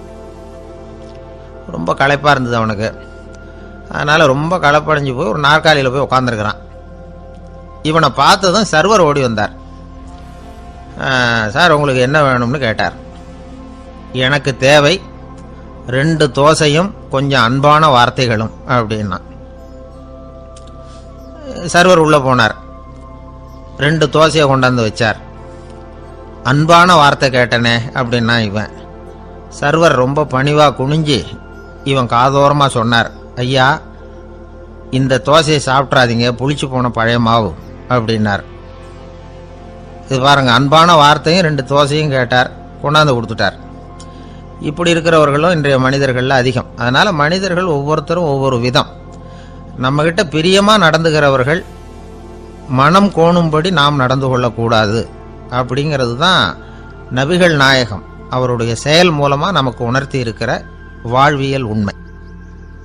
கழுதைய நண்பர்கள் எங்க போனாலும் சேர்ந்தே போவாங்க வருவாங்க. அப்போ அந்த கழுதை கொஞ்சம் கவலையோட பேச ஆரம்பிச்சுதான். அதோ பாரு, அங்க ஒரு புதர் தெரியுது இல்லையா, இந்த புதருக்குள்ள ஒரு சிங்கம் இருக்கு. அந்த பக்கமா நான் போறப்போ வர்றப்போலாம் அது என்கிட்ட வம்பு வளர்க்குது, தகராறு செய்யுது, என் மேல பாயுது, என்னை தாக்குது, ஏன்னு தெரியல அப்படின்னுது. இதை கேட்டதும் அந்த குரங்கு சொல்லிச்சு, இனிமே கவலைப்படாத, இந்த தடவை நான் உன்னை காப்பாத்துறேன்னுது. அதுக்கப்புறம் ஒரு நாள் அந்த குரங்கும் கழுதியும் அந்த புதர் பக்கமா போய்கிட்டு இருந்தாங்க. எதிர்பார்த்தது மாதிரியே நடந்தது. இந்த சிங்கம் எதிரில் வந்தது, கழுதியை பார்த்தது, உடனே அது மேலே பாய ஆரம்பிச்சுட்டுது. அவ்வளவுதான். உடனே இந்த குரங்கு என்ன பண்ணிச்சு தெரியுமா, கிடுகிடுன்னு ஒரு மரத்து மேலே ஏறி உட்காந்துக்கிட்டுது. அங்கே உட்காந்துக்கிட்டு கீழே அந்த கழுதியும் சிங்கமும் போடுற சண்டையை வேடிக்கை பார்க்க ஆரம்பிச்சுட்டுது. கொஞ்ச நேரம் கழித்து அடிபட்ட காயத்தோடு அந்த கழுதை மெதுவாக நடந்து வந்தது. குரங்கும் மெல்ல மரத்தை விட்டு கீழே இறங்குச்சு. இப்போ கழுதை கேட்டுது, என்னை காப்பாத்துறேன்னு சொல்லிவிட்டு காலை வாரி விட்டுட்டியே, நீ பாட்டுக்கு மரத்து மேலே ஏறி உட்காந்துக்கிட்டே, அது நியாயமானது. குரங்கு பரிதாபமாக அதை பார்த்துது. நான் மரத்து மேலே இருந்து நீங்கள் 2 பேரும் சண்டை போட்டதை பார்த்துக்கிட்டு தான் இருந்தேன். உன்னோட சத்தம் தான் அதிகமாக இருந்தது, அது நீ சிரிக்கிற மாதிரி எனக்கு கேட்டுது, அதனால நீ தான் ஜெயிச்சுக்கிட்டு இருக்க போல இருக்கு அப்படின்னு நினச்சுட்டேன்னு. இன்னைக்கு பல பேர் இப்படி தான் இருக்கிறாங்களாம். யார் ஜெயிக்கிறாங்க யார் தோக்குறாங்கங்கிறத முகத்தை பார்த்து கூட கண்டுபிடிக்க முடியறதில்ல, பேசுகிற பேச்சை வச்சு கூட கண்டுபிடிக்க முடியறதில்ல. தோற்கிறவங்க கூட சிரிக்கிற மாதிரி முகத்தை வச்சுக்கிறான். இன்றைய மனிதர்கள்கிட்ட ஏகப்பட்ட முரண்பாடுகள். பொய் முகங்களோட உலவுகிறவர்கள் தான் அதிகம். உண்மை முகம் எங்கே இருக்கு அப்படிங்கிறத புரிஞ்சுக்கிட்டு நண்பர்களை தேர்ந்தெடுக்கணும் அப்படிங்கிறது ஒரு முக்கியமான கருத்து. கடவுள் இந்த உலகத்தை படைச்சுட்டு அதுக்கப்புறமும் கொஞ்ச நாள் இங்கேயே தங்கியிருந்தாராம். அப்போதான் அவருக்கு ஒரு உண்மை புரிஞ்சுதான், இந்த உலகத்தில் தங்கி இருக்கிறது எவ்வளவு இடைஞ்சல்னு. தினமும் மனிதர்கள் தேடி வந்து ஏதாவது புகார் சொல்லிக்கிட்டே இருந்தாங்களாம், எனக்கு அது வேணும் இது வேணும்னு கேட்டுக்கிட்டே இருந்தாங்களாம். சில பேர் வந்தாங்க, நாங்கள் வந்து விவசாயம் பண்ணுறோம், தண்ணி இல்லாமல் பயிர் காயுது, எங்களுக்கு மழை வேணும் அப்படின்னாங்க. அவங்க போனதும் அதுக்கப்புறம் சில பேர் வந்தாங்க, நாங்கள் வந்து மண்பானை செய்கிறவங்க, நிறைய பானை செஞ்சு வச்சுருக்குறோம், மழை பெஞ்சால் எல்லாம் கரைஞ்சி வீணாக போயிடும், அதனால் இன்றைக்கி மழை பெய்யக்கூடாதுன்னாங்க. கடவுள் பார்த்தார், அவருக்கு என்ன பண்ணுறதுன்னே தெரியல, ஏகப்பட்ட குழப்பம், தலையை பிச்சுக்கலாம் போல இருந்தது, கிட்டத்தட்ட பைத்தியம் பிடிக்கிற அளவுக்கு ஆயிட்டுது. எல்லாருடைய ஆசைகளையும் அவரால் நிறைவேற்ற முடியல, ஏன்னா ஒன்றுக்கு ஒன்று முரண்பாடாக இருந்தது. ஒரு நாள் தன்னுடைய அமைச்சரவையை கூட்டி ஆலோசனை கேட்டார், என்ன செய்யலாம்னு சொல்லுங்கன்னார். இது என்ன பிரமாதம், பேசாமல் இமயமலை அடிவாரத்தில் போய் உட்காந்துங்க, யாரும் தொந்தரவு பண்ண மாட்டாங்கன்னாங்க. அங்கேயும் மனிதர்கள் வர ஆரம்பிச்சுருவாங்களேன்னார் கடவுள். சரி அப்படின்னா சந்திரனில் போயிருந்துக்கலாமேன்னாங்க. அங்கேயும் மனுஷன் குடி வர போகிறான் அப்படின்னார் கடவுள். வெகு தூரத்துக்கு அப்பால் உள்ள நட்சத்திர மண்டலத்துக்கு போயிடலான்னாங்க. இதெல்லாம் நிரந்தர தீர்வாகாது, நிரந்தரமாக இந்த மனிதனுடைய தொல்லையிலிருந்து நான் விடுபடணும், அதுக்கு ஏதாவது வழி சொல்லுங்கன்னார் கடவுள். ஒரு வயசான ஆள் வந்தார், கடவுளுக்கு காதோட காதாக ஒரு வழியை சொன்னார். கடவுளுக்கு முகம் மலர்ந்தது, அதுதான் சரி, அப்படியே செஞ்சுடலான்னார். அந்த ஆள் சொன்ன ரகசியம் என்ன தெரியுமா, மனிதனால் அடைய முடியாத ஒரு இடம் இருக்குது, அது வேற எங்கேயும் இல்லை, அவனுக்கு உள்ளே இருக்குது, அங்கே போய் மறைஞ்சிங்க, அதுக்கப்புறம் மனிதர்களால் உங்களுக்கு தொந்தரவு இருக்காதுன்னார். மனிதன் நினைக்காத இடம் அதுதான். அதாவது உள்ளுக்குள்ளே இருக்கிற உண்மையை புரிஞ்சிக்காம வெளியில் எங்கேயோ அது இருக்கிறதாக நினச்சி வரட்டிக்கிட்டு அலையிறான் மனுஷன். உள்ளே இருக்கிற உண்மை புரிஞ்சா நாம் தன்னம்பிக்கையோட தலை நிமிர்ந்து வாழலாம். வேடிக்கையாக ஒரு கதை சொல்லுவாங்க, இதை பாருங்க, நம்ம பையன் எங்கே பணம் வச்சாலும் எடுத்து விடுறான், என்ன பண்ணுறதுன்னாங்க அம்மா. அப்பா கொஞ்ச நேரம் யோசனை பண்ணார், அதுக்கப்புறம் சொன்னார், அவன் கண்ணில் படாத இடமா நம்ம வீட்டில் இருக்கிறது ஒரே இடம் தான், அங்கே பணத்தை வை திருட்டு போகாதுன்னார். அது எந்த இடம்னு கேட்டாங்க. அதுதான் அவன் பாட புஸ்தகம், அதில் வச்சிரு, அவன் தொடவே மாட்டான், பாட புத்தகத்தை தொடாமல் பரீட்சையில் வெற்றி பெற முடியாது அப்படிங்கிறத புரிஞ்சுக்கணும். உள்ளே இருக்கிற உண்மையை தொடாமல் வாழ்க்கையில் வெற்றி பெற முடியாது. அதனால் உண்மையை புரிஞ்சுக்கிட்டா வாழ்க்கையில் வெற்றி நிச்சயம். அவனுக்கு வயசாயிட்டுது. இந்த கவலை பயம் எல்லாமும் அதிகமாயிட்டுது. மரண பயம், ராத்திரியில் சரியாக தூங்க முடியல, இப்படி ஆயிட்டுது நிலைமை. அந்த அரசன் ஏற்கனவே எப்படின்னா போர்க்களங்களில் எத்தனையோ பேரை ஓட ஓட விரட்டி இருக்கிறான். இருந்தாலும் இப்போ அந்த துணிச்சல்லாம் எங்கேயோ போயிட்டுது. பேசாமல் படுத்துருக்கிறான். அப்படியே படுத்தாலும் தான் தூக்கம் வர மாட்டேங்குது. என்ன பண்ணலாம்னு யோசித்தான் இந்த மன்னன். உடனே எல்லா அமைச்சர்களையும் கூப்பிட்டான். எனக்கு நிம்மதி இல்லை, எதை நினைச்சாலும் பயமா இருக்கு, எனக்கு ஒரு ஆலோசனை சொல்லுங்க அப்படின்னா. என்ன ஆலோசனை வேணும் அப்படின்னு சொல்லி கேட்டாங்க. எனக்கு ஒரு நெருக்கடியான சந்தர்ப்பம் ஏற்பட்டு போச்சுன்னு வச்சுக்கோங்க. அந்த நேரத்தில் நீங்க யாருமே என் பக்கத்தில் இல்லை ஆலோசனை சொல்றதுக்கு அப்படின்னா, அந்த சமயத்தில் எனக்கு உபயோகப்படுற மாதிரி ஒரு வாசகம், பொன்மொழி ஏதாவது சொல்லுங்க. அதை நான் என்னுடைய வைர மோதிரத்துக்கு அடியில் பதிச்சு வச்சுக்கிறேன் அப்படின்னார். தேவைப்படுறப்போ உதவும் அப்படிங்கிறதுனால. அவர் போட்டிருந்த மோதிரமும் அதுக்கு தகுந்த மாதிரியே திறந்து மூடுறது மாதிரி அமைஞ்சிருந்தது. ஏதாவது வாசகம் எழுதுனா உள்ற வச்சுக்கலாம், அதுக்கான வசதி அதில் இருந்தது. அமைச்சர்கள்லாம் யோசனை பண்ணாங்க. இது மாதிரி ராஜா கேட்குறாரு, என்ன வாசகம், அதாவது பொன்மொழி சொல்லலாம் அப்படின்னு எல்லாரும் யோசனை பண்ணாங்க. ஒருத்தருக்குமே சரியாக தோணலை, ஒரே குழப்பமாக இருந்தது. ஏன்னா நெருக்கடியான சமயத்தில் உபயோகப்படுறது மாதிரி ஒரு பொன்மொழி வேணும்னு சொல்லியிருக்கிறார். அப்படி இப்படி யோசித்து பார்த்தா ஒன்றுமே தோணலை. எல்லாரும் குழம்பிக்கிட்டு இருந்த நேரத்தில் ஒரு பெரியவர் அந்த பக்கமாக வந்தார். அவர் சொன்னார், நான் வேணும்னா அதுக்கு பொருத்தமாக ஒரு வாக்கியம் சொல்கிறேன், ஆனால் ஒரு நிபந்தனை. அதை யாரும் ரொம்ப ஆர்வம் காரணமாக அவசரப்பட்டு படிச்சிடக்கூடாது. அதை ரகசியமாக அந்த மோதிரத்துக்குள்ளே எழுதி வச்சுக்கணும். எப்போவாவது இக்கட்டில் மாட்டிக்கிற சமயத்தில் மட்டும் வேற வழியே இல்லை அப்படிங்கிற நிலைமையில மட்டும்தான் அதை திறந்து பார்க்கணும். அப்படி நீங்கள் இருக்கிறதா இருந்தால் நான் அதை சொல்கிறேன் அப்படின்னார் அந்த பெரியவர். சரின்னு ஒத்துக்கிட்டாங்க எல்லாரும். அதே மாதிரி அவர் ஒரு வாக்கியத்தை சொன்னார். அவர் சொன்ன வாக்கியத்தை ரகசியமாக மோதிரத்துக்குள்ளே பதிச்சு மூடியாச்சு. ராஜா அதை விரலில் மாட்டிக்கிட்டார். கொஞ்ச நாள் ஆச்சு. அந்த ராஜாவுக்கு ஒரு சோதனை வந்தது. என்ன சோதனைன்னா, அடுத்த நாட்டு மன்னன் படையெடுத்துக்கிட்டு வந்துட்டான். அவன் இவர்கிட்ட ஏற்கனவே தோற்று போனவன், ஒரு வெறியில் வந்திருக்கிறான். தோற்று போனவன் மறுபடியும் சண்டைக்கு வந்தால் எப்படி வருவானோ அப்படி வர்றான். ஒரு வெறியில் வந்தான், ஜெயிச்சுட்டான். என்னாச்சு இவரோட நிலைமைன்னா, நாட்டை இழந்துட்டார், எல்லாத்தையும் இழந்துட்டார். கடைசியாக ஒரு அடிபட்ட குதிரையில் ஏறி தப்பிச்சு போயிட்டார், வேற வழி இல்லைன்னு. பின்னாடி துரத்திக்கிட்டு வராங்க. இவர் ஒரு மலை உச்சிக்கு போயிட்டார். அதுக்கும் அப்பால போக முடியாது, ஏன்னா அந்த பக்கம் பயங்கர பள்ளம். உல்லாச பயணிகள் கண்டு கழிக்கிற இடம் அது. ஆனால் இவருக்கு அது சாவு பயணத்தின் வாசல், திரும்பவும் முடியாது. அவ்வளவு குறுகிய பாதை அது, வேற வழியே இல்லை. இந்த நேரம் சூரிய ஒளி மோதிரத்தில் பட்டு மின்னிச்சு. உடனே இவருக்கு ஞாபகம் வந்தது. மோதிரத்தை திறந்து படிக்கிறார். அதில் இருந்த வாசகம், இந்த நிலையும் மாறிவிடும், this too will pass away. அவருக்கு ஒரு தைரியம் வந்தது. பின்னாடி வந்தவங்களும் தேசம் மாதிரி வேற எங்கேயோ தேடி போயிட்டாங்க. அவங்க விரட்டிக்கிட்டு வரலன்னா இவ்வளவு அழகான ஒரு இடம் இருக்கிறதே எனக்கு தெரியாமல் போயிருக்குமேன்னு நினைச்சார். இவ்வளவு அழகை ரசிக்கிறதுக்காக ஒரு நாட்டையே கூட இழக்கலாம்னு தோணுச்சு அவருக்கு. அமைதியாக அந்த அழகை ரசித்தார். எதிரிகள்லாம் எங்கேயோ போயிட்டாங்க. மன்னர் நாடு திரும்பினார். மறுபடியும் படைகளை திரட்டினார். கொஞ்ச நாளில் படை எடுத்துக்கிட்டு போனார். யாருக்கிட்ட தோற்று போனாரோ அவரையே வெற்றி கண்டு திரும்பி வர்றார். வரவேற்பு விழா பிரமாவப்படுது. ஆடல் பாடல் கோலாகலம். இதை பார்த்ததும் அந்த ராஜாவுக்கு தலைகால புரியல. நம்மளை இனிமேல் யாராலையும் ஜெயிக்க முடியாதுன்னு நினைச்சார். அகம்பாவம் லேசாக எட்டி பார்த்தது. இப்போ மறுபடியும் சூரிய ஒளிப்பட்டு மோதிரம் மின்னிச்சு. அதை திறந்து மறுபடியும் படிக்கிறார். இந்த நிலைமையும் மாறிவிடும், this too will pass away. அவ்வளவுதான். அவர் மனசு அடங்க ஆரம்பிச்சுட்டுது, ஆணவம் போயிட்டுது. இதிலிருந்து நாம் தெரிஞ்சுக்க வேண்டியது என்னன்னா, எந்த சூழ்நிலையிலையும் நாம் கவலைப்பட வேண்டியதில்லை. ஏன்னா இங்கே எதுவுமே நிரந்தரம் இல்லை.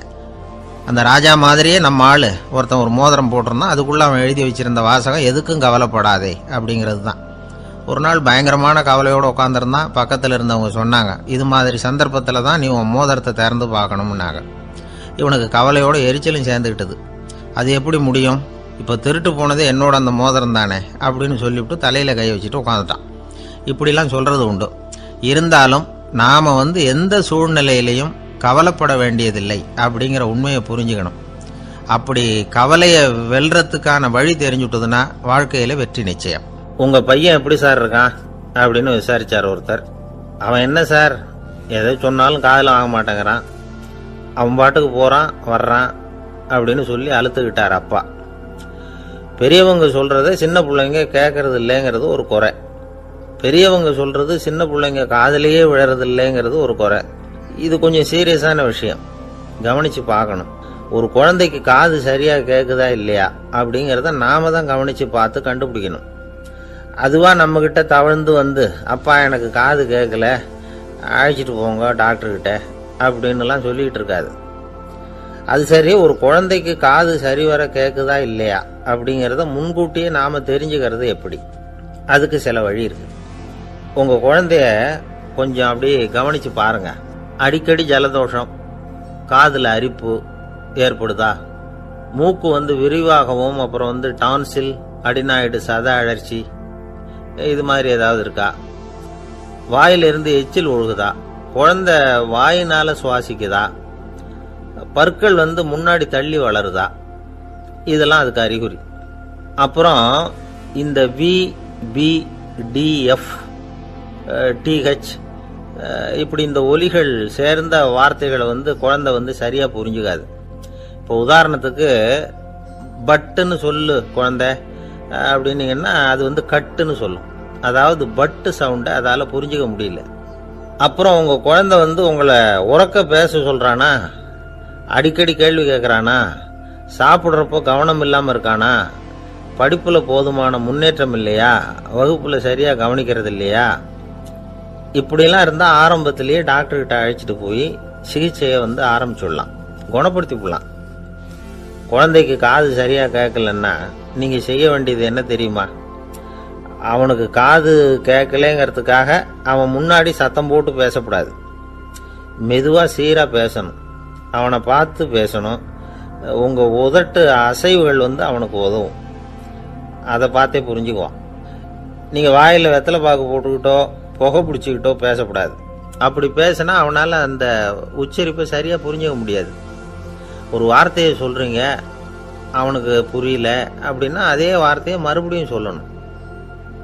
அவனுக்கு நீங்க முதல்ல சொன்ன வார்த்தை புரியலன்னு நினைச்சுக்கிட்டு மறுபடியும் திருப்பி சொல்றப்போ அதே அர்த்தம் வரக்கூடிய வேற வார்த்தையை சொல்லக்கூடாது. இப்படிலாம் நடந்துகிட்டா அவனுக்கு மன திடத்தை ஏற்படுத்த முடியும். இல்லைன்னா அவனுக்கு தாழ்வு மனப்பான்மை வந்துடும். குழந்தைக்கு காது கோளாறுன்னா ஆரம்பத்திலேயே டாக்டர்கிட்ட அழைச்சிட்டு போனா போதும், குணப்படுத்தி விடலாம். அப்புறம் பார்த்துக்கலாமே அப்படின்னு அலட்சியமா இருந்துட்டாதான் கஷ்டம். சில பேர் கோபத்துல சின்ன பிள்ளைங்க காதை பிடிச்சி திருகிறது உண்டு. இது ரொம்ப தப்பு. காது கையோட வந்துட்டா என்ன பண்றது? ஒரு வேடிக்கை கதை, அது கதை தான், நிஜமா நடந்தது இல்லை, அது மாதிரி நடக்காது. ஒரு வேடிக்கைக்காக சொல்லப்படுற கதை. அதாவது ஒரு வீட்டில் அப்பா அம்மாவை பார்த்து சொல்லிட்டு இருக்கார், இதை பாரு, நாளைக்கு காலையில் என்னை சீக்கிரம் எழுப்பி விட்டுரு, நான் செங்கல்பட்டு வரைக்கும் போயிட்டு வர வேண்டியிருக்கு அப்படின்னாராம். இதை அவங்க பையன் காதில் வாங்கிட்டு இருக்கான். அப்பாவுக்கு சிரமம் வேண்டாமே அப்படின்னு நினைச்சு அவனே காலையில யாருக்கும் தெரியாம எழுந்திருச்சு புறப்பட்டு செங்கல்பட்டுக்கு போட்டான். சாயந்தரமா திரும்பி வந்தான். அப்பா பையனை காணாம அலமோதிக்கிட்டு இருக்கிறார். சாயந்தரமா பையனை பார்த்ததும் எங்கடா போயிட்டு வந்தேன்னு கேட்டார் கோவமா. செங்கல்பட்டுக்கு போயிட்டு வந்தேப்பா, நீ வீணா அலைய வேண்டாமேன்னு அப்படின்னா. எதுக்கடா போனேன்னு அதட்டினார். அதான்ப்பா, நீ நேற்று அம்மா கிட்ட சொல்லிக்கிட்டு இருந்த, அதை காதில் வாங்கினேன், உனக்காக நான் போயிட்டு வந்தேன் அப்படின்னா. உடனே எந்த காதில் வாங்கினேன் அப்படின்னு சொல்லி காதை பிடிச்சி திருகுனார். அந்த காது கையோட வந்துட்டுது. இது நடந்து கொஞ்ச நாள் கழிச்சு அந்த அப்பாவும் பையனும் கடத்தெருவில் போயிட்டு இருக்கிறாங்க. எதிரில் ஒரு நாய் ஓடி வந்தது. அதுக்கு 2 காதும் இல்லை. என்ன இது, இந்த நாய்க்குட்டிக்கு 2 காதும் இல்லை அப்படின்னாரு அப்பா. அதுக்கு பையன் சொல்றான், அப்பா அது 2 தடவை செங்கல்பட்டுக்கு போயிட்டு வந்துருவோம் அப்படின்னானா. ஒரே ஒரு ஊர்ல ஒரு அம்மா இருந்தாங்க. அந்த அம்மாவுக்கு ஒரே ஒரு பிள்ளையாண்டான். அவனுக்கு ரொம்ப அக்கறையோட கல்யாணம் பண்ணி வச்சாங்க. கல்யாணம் முடிஞ்சதும் மருமக பொண்ணு வீட்டுக்கு வந்து சேர்ந்தது. அப்பாடா, என் கடமை முடிஞ்சது, இனிமே அக்கடான்னு எங்கேயாவது ஒரு மூலையில் படுத்து கிடக்கலாம் அப்படின்னு நினச்சாங்க அந்த அம்மா. ஆனால் நினைக்கிறபடி எங்கே நடக்குது? அதுக்கப்புறம் தான் பிரச்சனையே ஆரம்பமாச்சு. மருமகள் குணம் சரியில்லை, ஒரு மாதிரி. அந்த பொண்ணு வீட்டுக்கு வந்ததுமே முதல் வேலையாக மாமியாரை பார்த்து, அதுதான் நான் வந்துட்டேன்ல, இனிமேல் உங்களுக்கு என்ன வேலைங்க, புறப்பட வேண்டியது தானே, காசி ராமேஸ்வரம்னு எங்கேயாவது போங்க அப்படின்னுட்டு தான். மாமியாரை பார்த்தாங்க, கொஞ்சம் யோசனை பண்ணாங்க. இந்த பாருமா, நீ இப்படி சொல்கிறதுக்கு முன்னாடியே வீட்டை விட்டு புறப்படணுங்கிற முடிவுக்கு நான் வந்துட்டேன். வீட்டை மட்டும் இல்லை, இந்த உலகத்தை விட்டே கூட போகிறதுக்கு தயாராக இருக்கிறேன். ஆனால் ஒரே ஒரு விஷயத்துக்காக என் உயிரை கையில் பிடிச்சிக்கிட்டு இருக்கிறேன் அப்படின்னாங்களாம். என்ன விஷயம்னு கேட்டது இந்த மருமக பொண்ணு. வேற ஒன்றும் இல்லை, என் பிள்ளைக்கு கல்யாணம் பண்ணி வச்சுட்டேன். ஒரு பேர புள்ள பிறந்து அதை என் கண்ணால் பார்த்துட்டேன்னா நான் எங்கே வேணும்னாலும் போகிறதுக்கு தயாராக இருக்கிறேன் அப்படின்னாங்களாம் அந்த மாமியார். மாமியார் இப்படி சொல்கிறதுலேயும் நியாயம் இருக்கிறதாக பட்டுது அந்த பொண்ணுக்கு. சரி, அப்படியே இருந்து பார்த்துட்டு போகலாம் அப்படின்னு அனுமதி கொடுத்தது. கொஞ்ச காலத்தில் ஒரு பேரன் பிறந்தான். அந்த அம்மாவும் பேரனை கண்ணால் பார்த்துட்டாங்க. சரி, பேரனை பார்த்தாச்சுல்ல, இனிமேல் புறப்பட வேண்டியது தானே அப்படின்னது மருமக பொண்ணு. மாமியார் பார்த்தாங்க, நீ சொல்கிறது சரிதாம்மா, அதில் ஒன்றும் தப்பு இல்லை.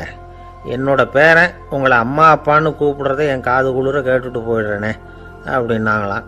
சரி, அந்த ஆசையை நிறைவேறட்டும் அப்படின்னு காத்துக்கிட்டு இருந்தாங்க. பேரன் வளர்ந்தான், நடந்தான், பள்ளிக்கூடம் போனால் பெரியவனானான். மருமக பொண்ணு மறுபடியும் மாமியாரை விரட்ட ஆரம்பிச்சுட்டுது, இன்னும் புறப்புள்ளையான்னு. இதை பாருமா, இது வரைக்கும் இருந்துட்டேன். பேரனோட கல்யாணத்தையும் கண்ணால் பார்த்தாதான் இந்த கட்டை வேகும் போல் இருக்குது அப்படின்னு சொல்லி ஒரு மாதிரியாக பேச ஆரம்பித்தாங்க. இதுவும் நியாயமான ஆசையாக தான் படுது அப்படின்னு அது யோசிச்சிருக்கு அந்த பொண்ணு.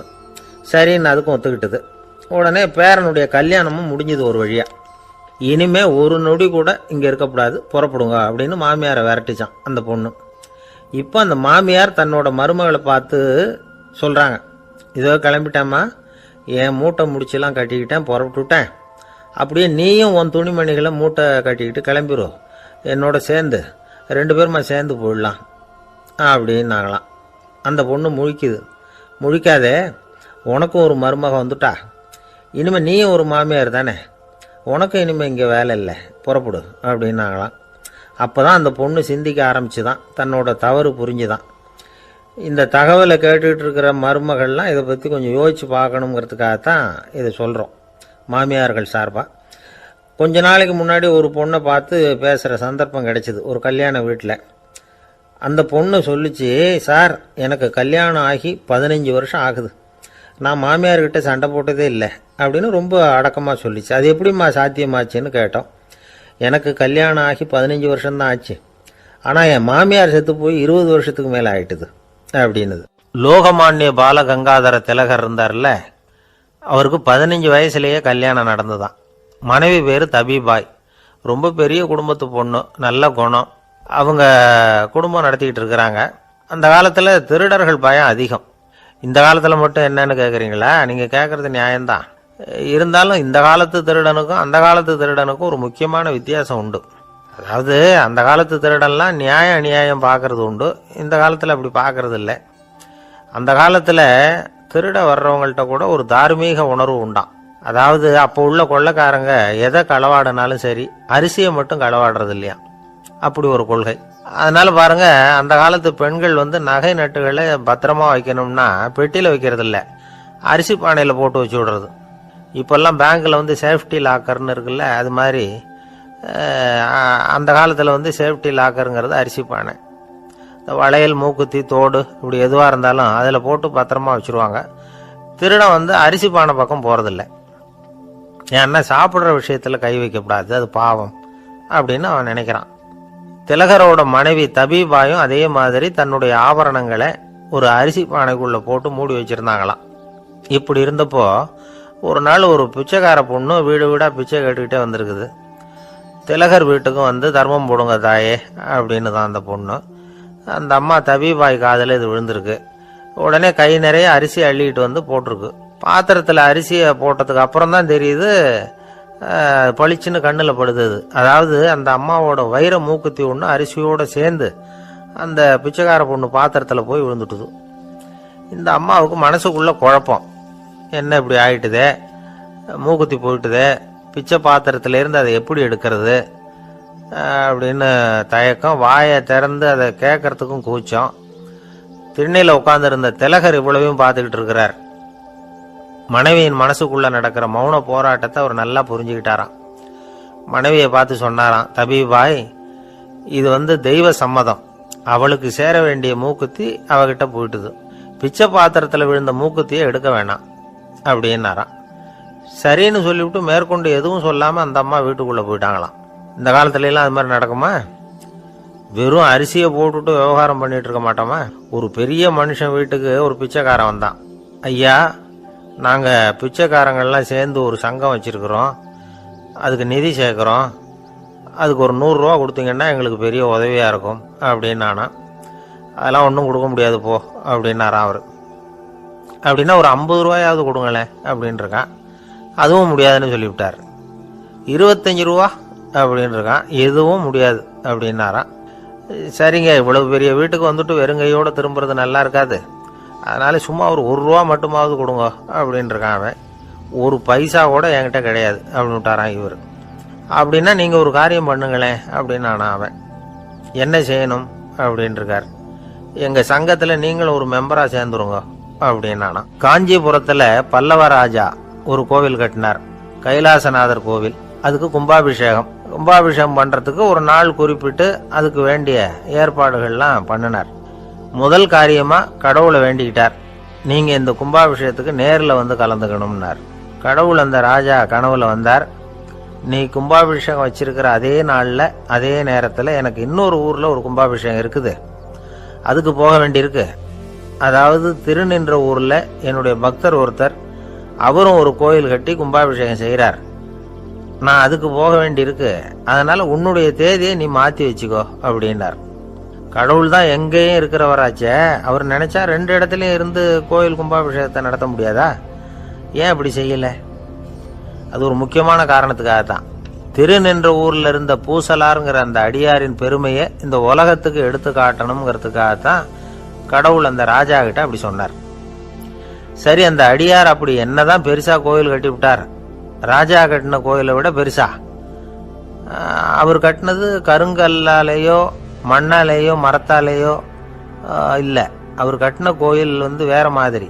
அது மனசால கட்டின கோயில், மனசுக்குள்ள இருக்கிற கோவில், மனக்கோவில். அந்த அடியார் தன்னோட மனசுக்குள்ள மாசக்கணக்கா ஒவ்வொரு கல்லா சேர்த்து கட்டின கோவில். இந்த விஷயம் ராஜாவுக்கு தெரியாது. அவர் என்ன நினைச்சுட்டாரு, அது நாம கட்டின கற்கோயிலை விட ரொம்ப பெருசா இருக்கும் போல இருக்கு அப்படின்னு நினைச்சுட்டாரு. சரி, அப்பேற்பட்ட அந்த கோயிலை தரிசனம் பண்ணிவிட்டு வருவோம் அப்படின்னு நினைச்சு ராஜா திருநின்ற ஊருக்கு போறார். அங்க போய் பார்த்தா கோயிலையும் காணும், ஒன்னையும் காணும்.